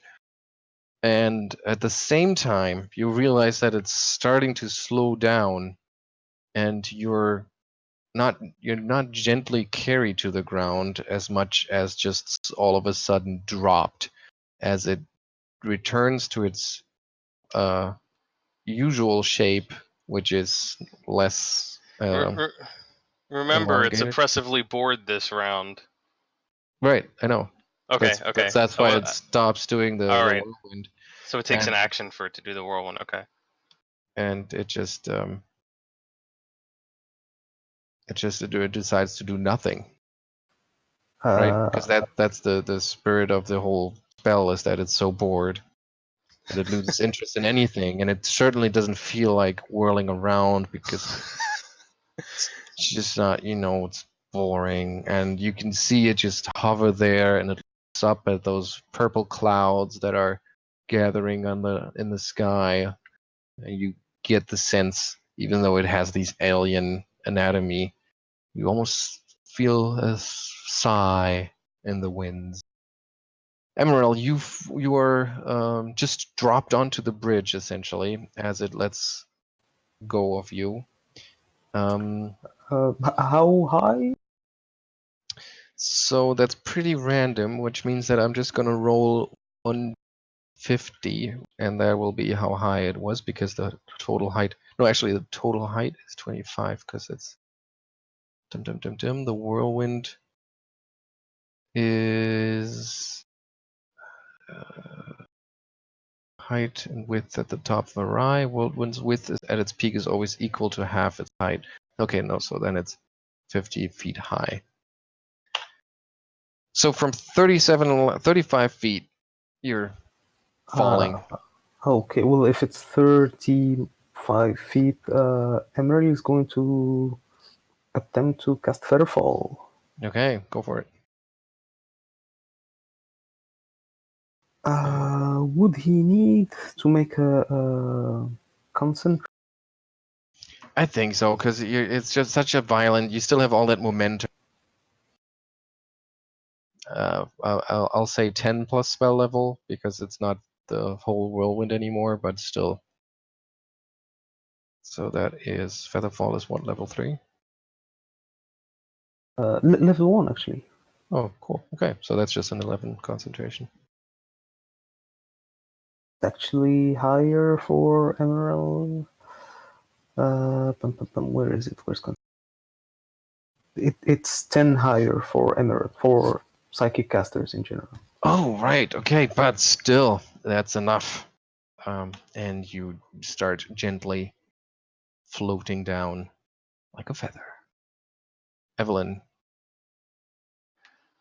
Seeing that the situation seems to have resolved itself, Evelyn's going to open the door into the next fresh hell. Just ignoring the elemental. Well, she's already done everything she can do to it, basically. Right. Open the door and go inside. Try not to break line of effect to it. I don't know if that's actually essential at this point. She does need to be able to keep seeing it though for her stare to work, so she's not going to go too far inside the door. Okay. I believe I have taken you to the next room. You should be able to see the other room while everybody else is still on the bridge. Is that correct? Yes. Okay. So you open the door and walk into. You're the new master of this place. And again, you're well for you the first time, but now you see that painting that that Emaírel was talking about, hanging above the enormous lit fireplace. Give me a perception check. And your eyes fall on the painting, and you too see that painted figure on the painting. Give me a knowledge and ability real quick.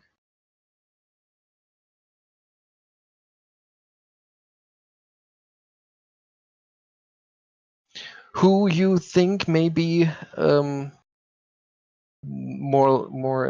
becoming more and more likely the former master of this place, Lord or Count Karamark.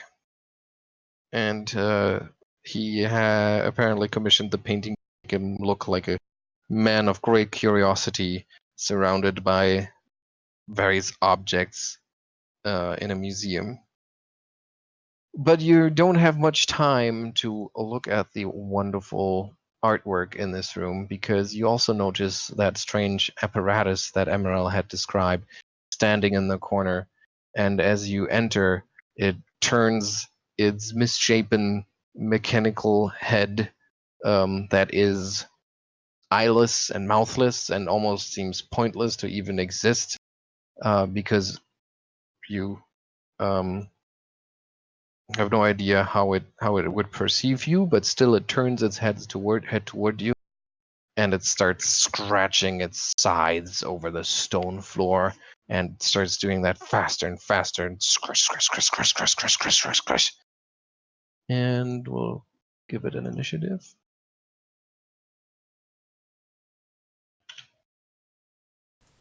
This is a good initiative. I like it. Yeah, I'm sure you do. And outside on the bridge, the doctor's turn is up. Okay. Can I actually hear? Oh, damn it! That was that. Give me a second. Sorry.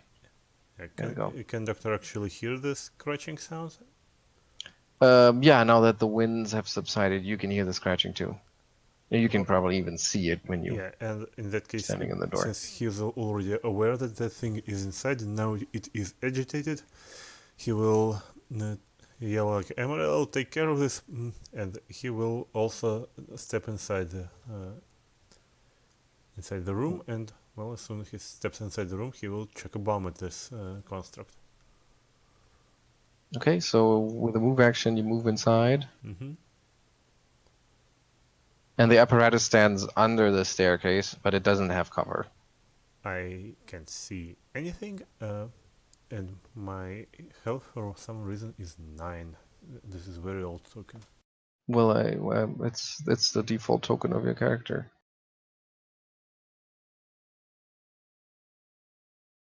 So, is this linked to your hit points? Yeah, this one is better. Give me a second. Mm-hmm.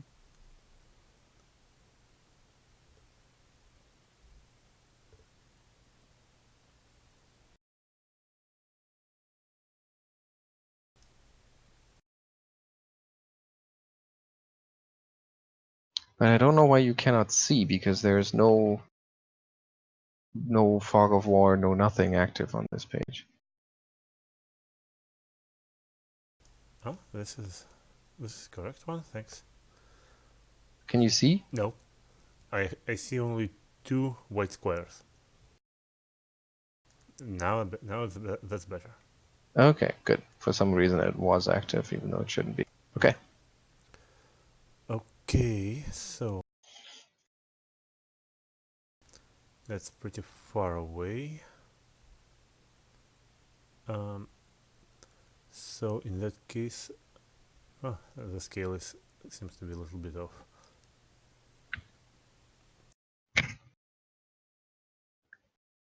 What do you mean the scale is off?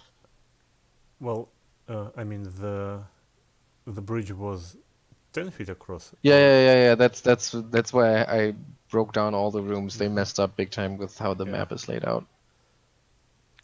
So if Doctor was about here, for his start movement, it would make him 10, 15, 20, 25.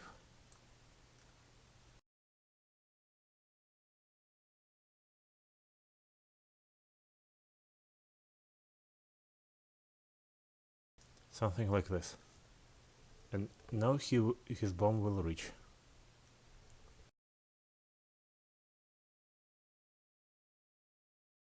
Okay. Boom. And the bomb goes off and explodes with the creature.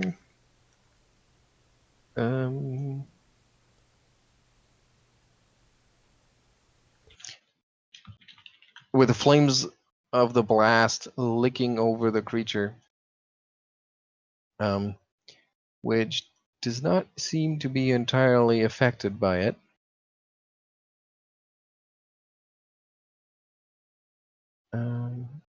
To be exact, that doesn't seem to do anything. Just blackens it a little bit and heightens its agitation.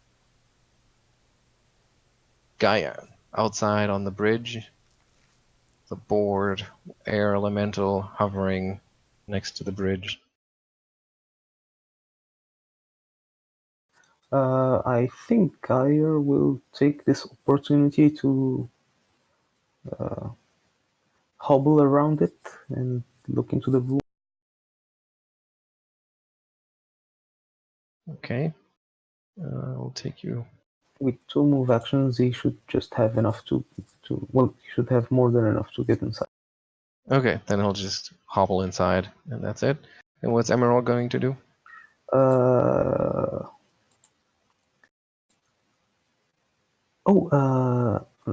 Let's see. 60 feet per round, so he should land on this round. Mm-hmm.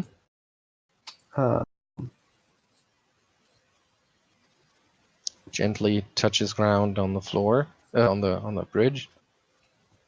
Well, if he lands upright, he's going to try and finish off the creature. Yeah, I think because it's such a slow fall, you can maneuver to actually land on your feet. So kind of the point of feather fall, I guess. And you move inside as well, so we all move over here. Oh no, what? You attack it? Emaírel's out for blood, apparently. Apparently is. Yeah, so, that's what I he's going to attempt at least finish it off. Why not? Okay. Well, bored as it is, it nevertheless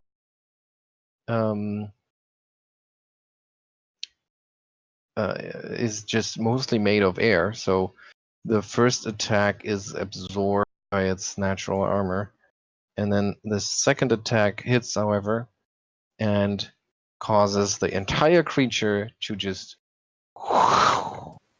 be taken away with a sudden gust of wind that blows through the gorge. And as you turn towards your companions to tell them that the danger has passed, you notice that they already charged onwards inside and have started the next battle. And he's going to take one step closer to just a 5-foot step. to the Okay. gate. All right. Emarél!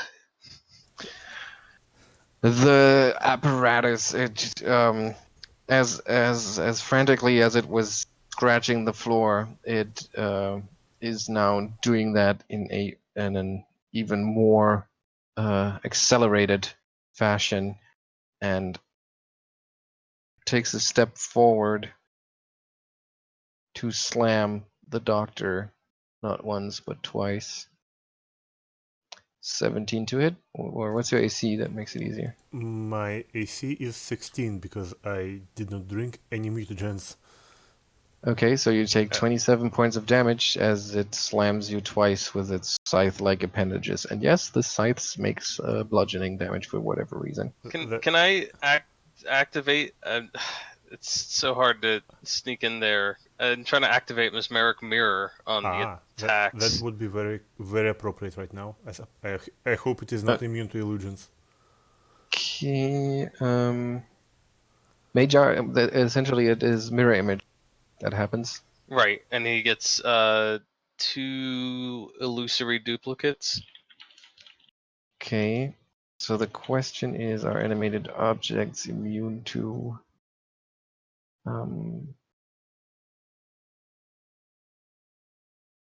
anything?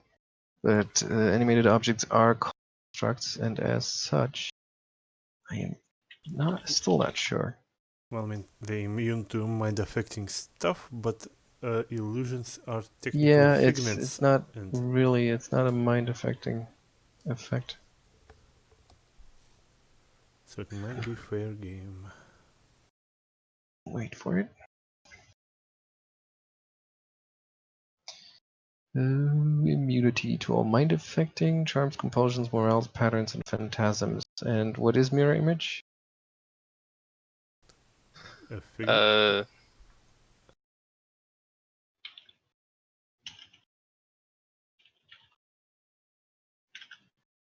It is a figment. A figment, so that's not part of the list. All right, yeah, okay. So it may be affected by it. How many images appear? I believe it's 2. So that means on a roll of 1, it hits the doctor the first time. It does, and the second time, it does not. So that there are now 2 images left, and the doctor takes 14 points of damage. And like I said, it weirdly does bludgeoning damage with its appendages, even though it has these sharp blades that it could use. Doctor. Well, Doctor is very, very disturbed by this, and since he will take a step backwards and start chugging his curative solutions until Emaírel gets closer. Hopefully outside of reach of this thing. So you take a 5-foot step over there, and yes, and would it provoke the mutagen drinking? What? Like a push? No, I mean he tak. What? I think it might. Although he will try to deliberately step away in in a way outside of its reach. So if okay, so that would be he'll here. try to somewhere here. Okay, yeah, then you're out of reach. Okay, Geier.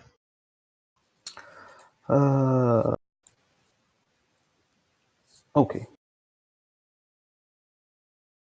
Okay, so that's the thing. So this is the site thingy? Yeah. Okay.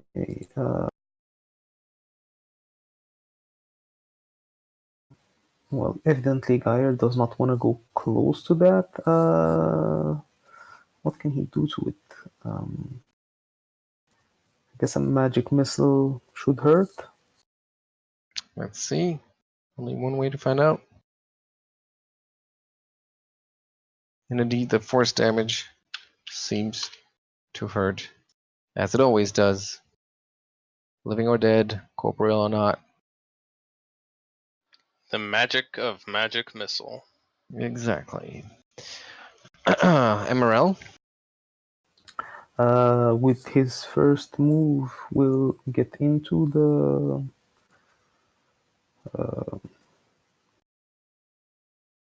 am I on the correct page?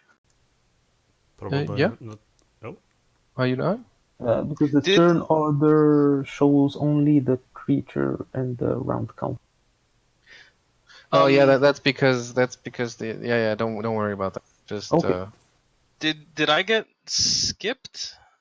Because the creature went at the bottom of initiative, and then yeah, Geier and Emaírel you are did, after me. you did because it took your token out of the turn order when I deleted you on the other page. It's annoying. Sorry about that. Okay. I'll just put you at the bottom of the turn order, so you get to act twice, basically. Okay. I'm going to Evelyn will switch her gaze over to this creature. It's a swift. Yeesh.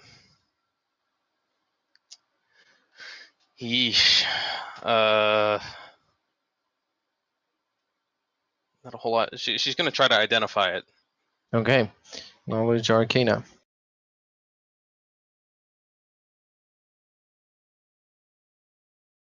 Yeah, she's not the most brilliant person when it comes to this, to just sheer And it is knowing such things. yeah, and it is such an wild construction made of metal and organic matter. You see no sense or purpose to any of the parts. Yeah, no idea if this Is is there gonna a be. blow up picture of it? No, unfortunately not. Not even the token is really of the nature. I'm sorry about that. Okay, that's okay. So yeah, whatever this is, it evidently has reach though because it attacked the Correct. doctor. Yeah, it has very long arms.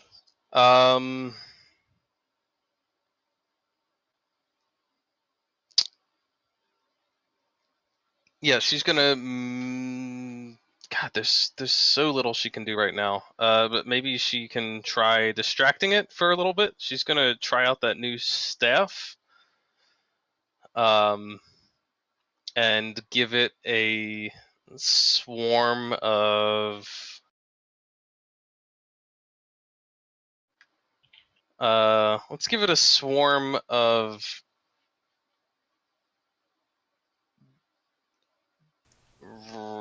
bats to deal with.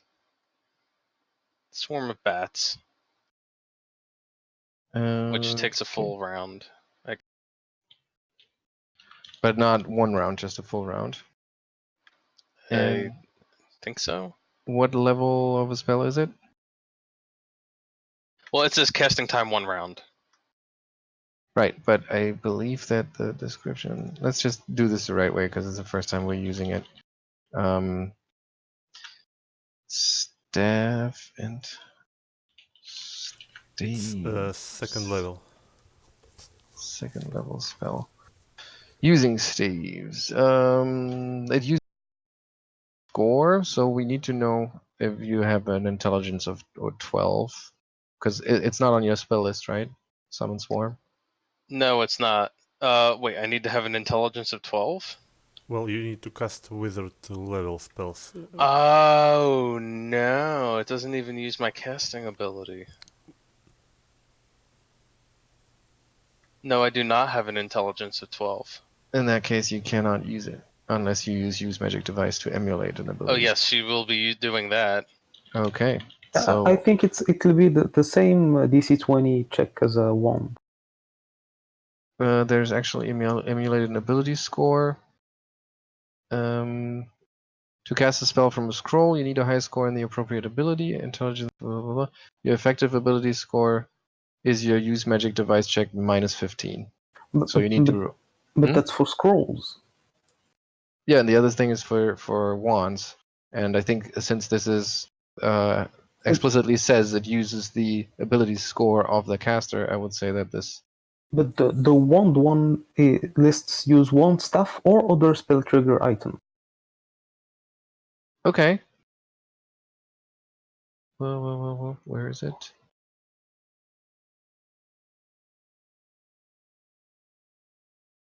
Okay. But I still think you need to. Well, I'll figure that at some point if Evelyn is going to keep the staff. But I think you might even have to do both, because the user wand is just to actually be able to use it, since it's not on your spell list. And the second thing is that you also don't have the correct ability score. But that's pretty harsh. So for now, I'm just going to go with one use magic device DC 20. But I'm fairly certain. Nope. All right. Not so today. She curses the smelly, greasy staff. Well, you didn't totally botch it, at least. So that was Evelyn's turn from last round. Now is Emaírel. Emaírel is going to take 2 move actions.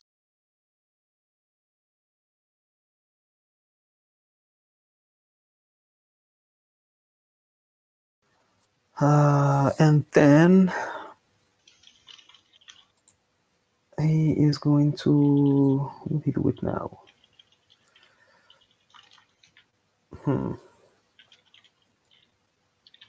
Yeah, he's going to as a swift action, expend 1 point of mental focus to create a mental shield around himself. Mm-hmm. And that should absorb some damage if he gets hit on the next round. Mm-hmm.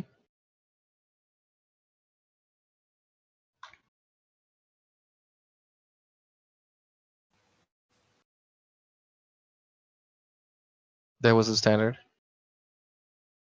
That was 2 moves and then 1 swift. Okay, and it doesn't provoke? Well, I think a swift action, and it's supernatural. Okay. And Evelyn, now's your second action, or basically this round now.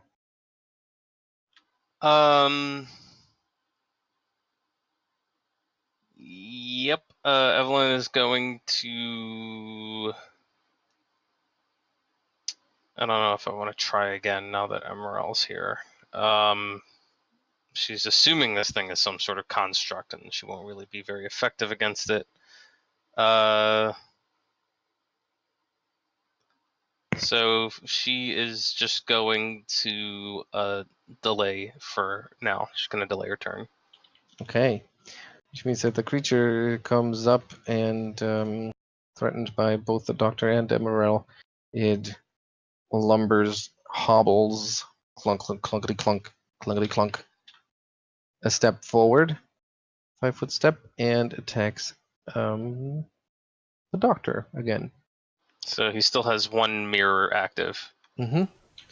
The first one is so a 1 would hit him. 13 points of damage. Okay. And the second one, where there is no crit Come confirm. on. Why is there no crit confirm roll with the second one? That's weird. Did I mess up the macro somehow? Probably. I'm just gonna roll that independently. Potential crit. 1d10. Miss! And another hit. No! So that is 28 points of damage with the critical slam that it lands on your head.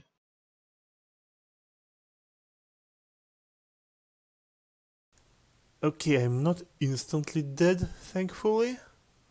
But it's a sickening cracking sound that everybody then when you go down. Yep. Evelyn.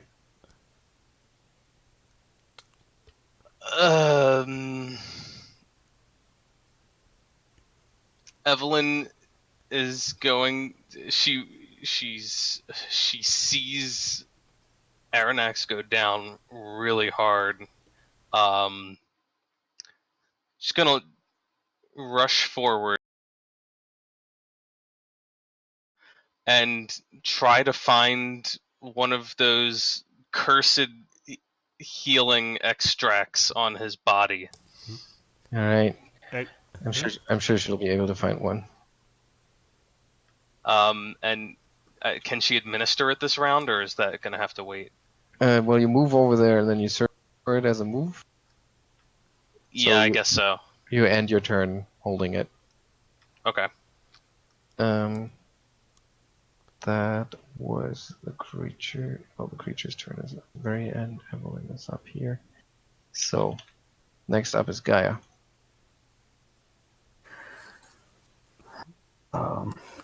Wait. Hold on. How close to death is Arronax?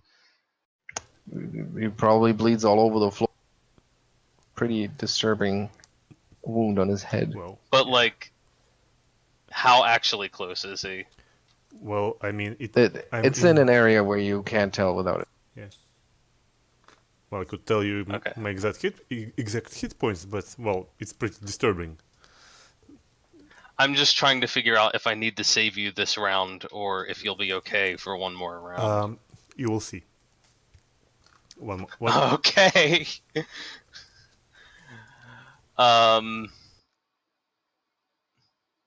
Geier. Shit. I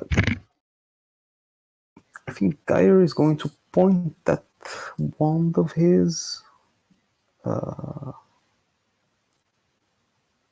this creature.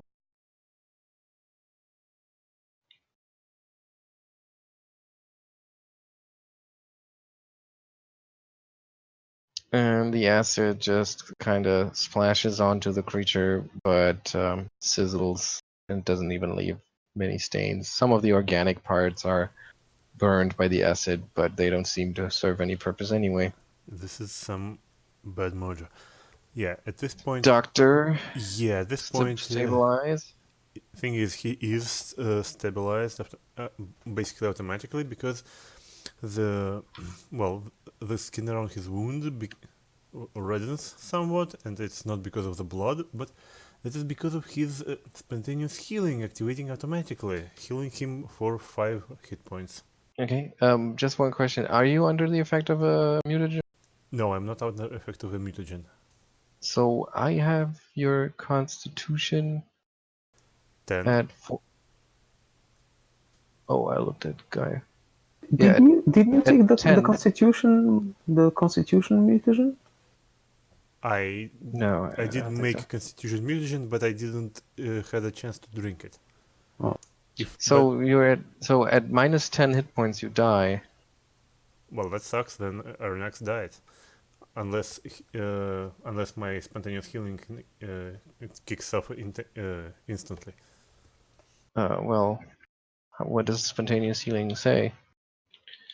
It acts on your turn, I would assume, right?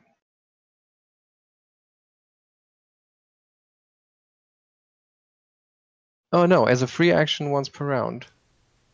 Then it kicks off instantly. And I am in 9 hit points.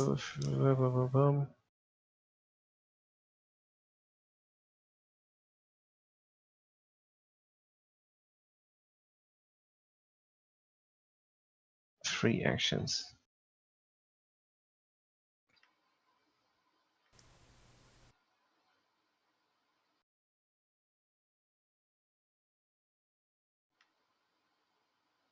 Yeah. Okay. I'll say that yes, you can do that as a free action, but So what does that actually put him at when he goes down? -9. And if I get 1 more hit point, I will die. So that's a bit of a pickle. I was kind of assuming that that it was double my hit points. I think it is carryover from 5th edition. My assumption. Yeah, that's 5th edition. yeah, but the way that the only way that this could work, and that is that after you took the first slam, the non-crit, you would have had to activate your spontaneous healing because you can't activate it after you're dead. Well, actually, maybe he can. I don't know. Yeah. But I mean, it's okay. We can Yeah. do it like that because it never has come into play. But this is how we do it now. So next Okay. time you Yeah, need to, I will be more vigilant. Yes. yeah. If you because I'm not sure if you would have actually done that at 28 points left if you hadn't known that there was a crit incoming. Right. So for now, let's just say this is the way that we do it. So can he activate that again before he has to try and stabilize, or is it just going to be the stabilization roll? No, since I am still unconscious, it activates automatically without my But I mean, it's only once per round, so I'm just trying to figure out if he can use it again when he needs to. I think that was once per round. Oh wait. That's a good point. So it was on the creature's turn was when he had to use it first. And creature's turn is at the bottom of the stacks. So Yeah, but that doesn't matter because the rounds are counted from the end of your turn to the beginning of your turn. That's one round for you personally. So that would you can't use it right away. So you need to do your If all of that is the case, considering we're like figuring this out, if his situation was that dire during Evelyn's turn and it was apparent, she would have turned in her one of her Harrow cards to take another standard action on her turn and administered the healing to him right then and there. but it's a full round action to do that. Even though it's normally okay, then I guess she can't do that.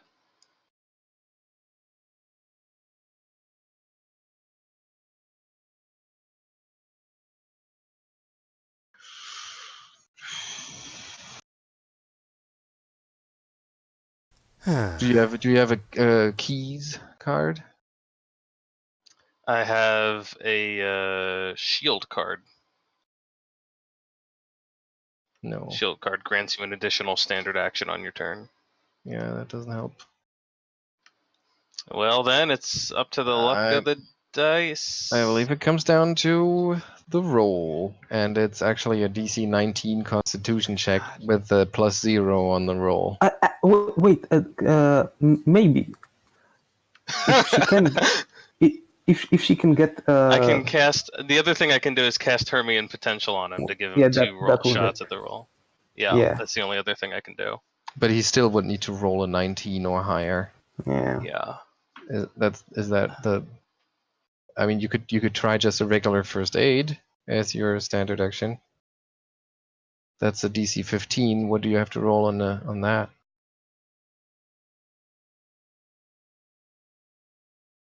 A 14, I guess, is what you would have to roll. I don't have I don't have that. You don't do that, yeah. I don't heal people. Only permanently.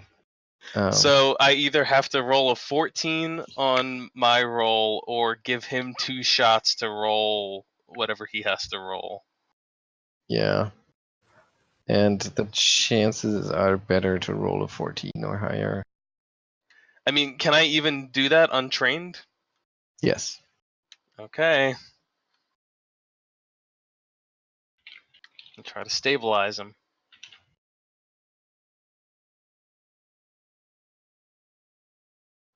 Do not stabilize him. He is not stable. There goes my Harrow card.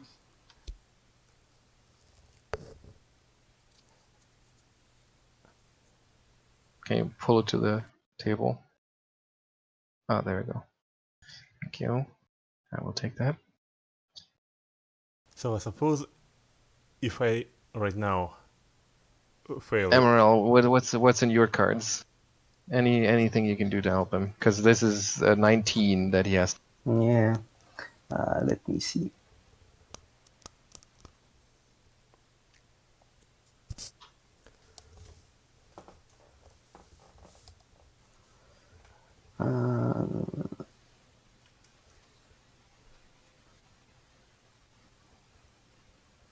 Okay, I can spend the Hammers card to grant a +8 to one roll. Hey. That would certainly help. As long as you are in the same location and your character can reasonably affect the outcome of the roll. I would say so, yeah. Why not? Yeah, with prep. Otherwise, there's... Could you have just done that to my heal check? yeah. That would have been nice. Well, can it be? Or you need to spend it before? It's probably a before situation. No, it has to... After it's a +4. That's not enough! No, it's actually just a +2 when you aid another. Oh, but you could grant a bonus to another character. Right, okay, yeah. Yeah, that's alright. That would have been +4. Yeah, the rest I don't see. One-time insights. Channel, yeah, nope. Well, what about your group cards? It is +1 to attack for the battle, or plus for diplomacy and knowledge checks.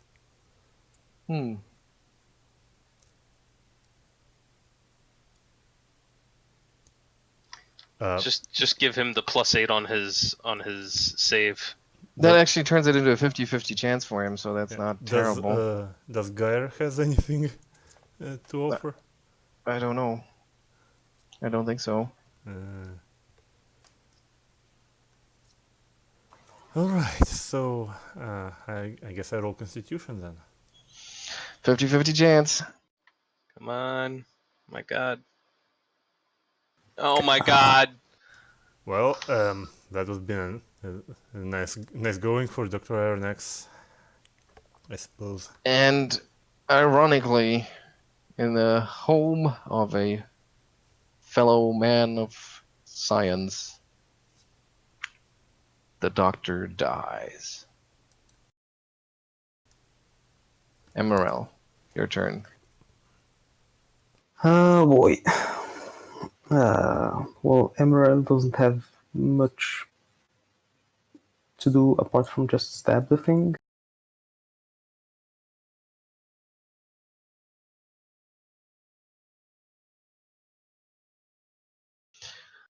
And you do so violently with the righteous fury of somebody who just lost a friend and ally. But the creature of the metal parts of the creature are incredibly hard, which make it frustratingly tiresome to chip away. But you still manage to grind it down a good amount. But of course, that also attracts its attention, and it throws its arms Mesmeric your way. mirror. Giving you, is it always 2 mirror images, or do you? It's 2 for now until I get to a certain level. Okay, so 1 is a hit. There it is. And that is confirmed. That is confirmed, and that's 19 points of damage. Does the second one potentially hit? Yes. So that, just hits one of the images. Evelyn. Evelyn's still going through the doctor's pockets, and she finds the worst smelling extract, and she knows that's the one that he needs, and she's like getting ready to pour it in his mouth, and she looks and realizes that he's just completely lifeless. Oh god.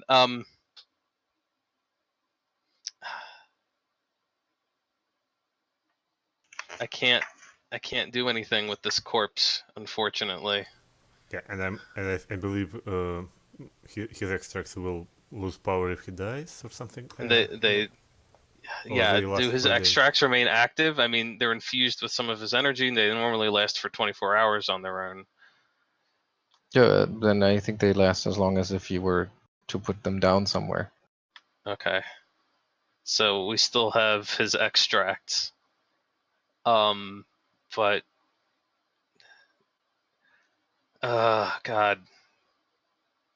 And she missed her chance to trigger her stare on the thing. I don't even know if it has any effect because it's precision damage. Oh God.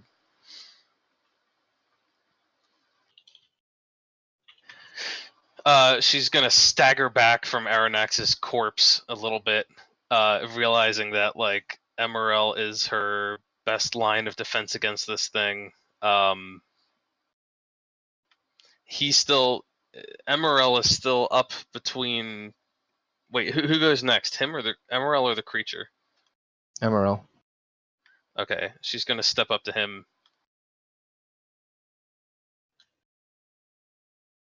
And she's gonna cast Hermian potential on him and keep her gaze on the creature. Okay. Still clutching that extract. Okay. I'm pretty sure I know what Geier is going to do now. Magic missile? No. No. Bone Shaker! Bone Shaker. No. I'm not serious But- about this. No. Oh, right. shit, yes. no. Yeah. No! Yeah. It's your turn. No! And for a second there, you think, oh man, Doctor is just always good for a surprise, until you realize that Geier was on the other corner of the room. His healing is bringing him back to life. But it turns out that it is just the animated shell of the former man. And he crawls forward and tries to shambles towards the creature and then attempts to trip or grapple it. I would say it tries to grapple because tripping. Do I Yes. use my own? Or Against your CMB for this combat maneuver is equal to your caster level plus your intelligence, wisdom, or charisma. So that's the Guys. charisma. Well, for Geier, so it'll be +10, not bad. Oh yeah, and it's your choice: trip or grapple. It is on 2 legs. Well,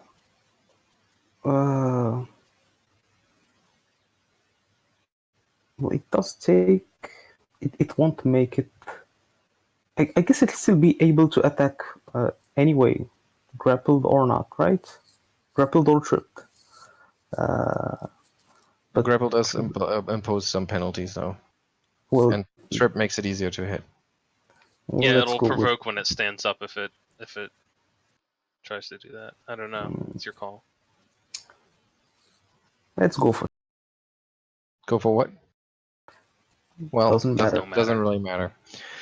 So the Doctor just crawls forward, reaches out, but then collapses once more.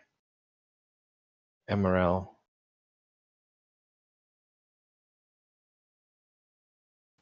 Needs to end this quick.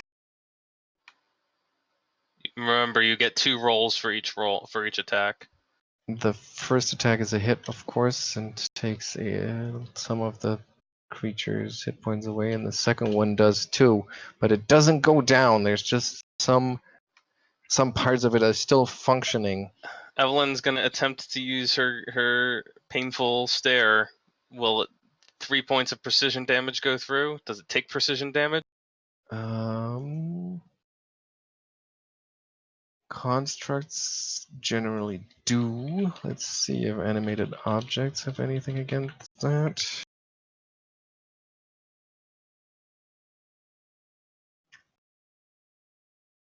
Yeah, they are just regular.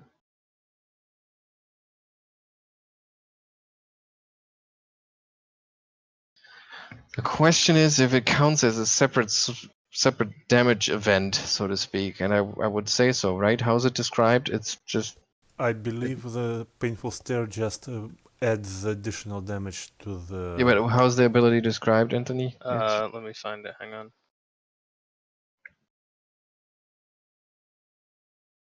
When an attack that deals damage hits the target of a mesmerist's hypnotic stare, the mesmerist can cause the target to take an amount of additional damage equal to half the mesmerist class level.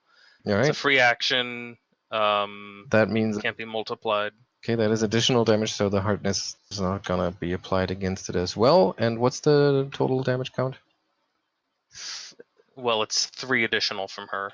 Oh man, it is at 1 hit point. Shit! If I had just used it the previous round, it'd be dead now. Damn it! And instead, it gets one last attack against Emaírel as it hobbles forward 5-foot step and then tries to slam into him. 28 to hit for potentially 7 points. Roll that D2. Roll that D2. And Damn it's it! 7 points of damage. Evelyn, your turn. Shoot it! I don't have anything to shoot it with. Throw a rocket at it. There's literally no way that I can deal damage to it. Aside from piggybacking off of someone else. Oh. I mean, Emaírel's probably going to kill it. Well, Geier's going to kill it if he uses. Yeah, Geier should take care of it. Okay. All right. Okay.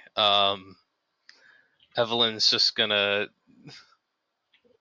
stare at this monstrosity then for a round.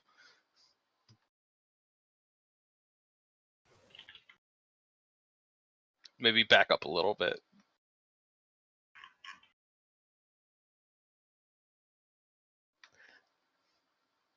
And say, Geier, end this thing now!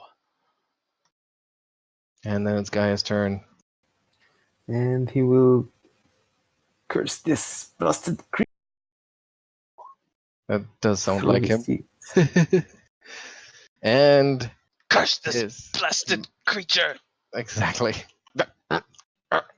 And the magic missiles unerringly strike the creature and bring it down. Finally. Unfortunately, it's not the only victim of this battle. And while we ended last session with a scene of a dead friend, we will also end this one with a similar scene. Although this time the corpse is not the hulking beast of Lippigstad, but just the modest body of the now very frail-looking Dr. Arronax.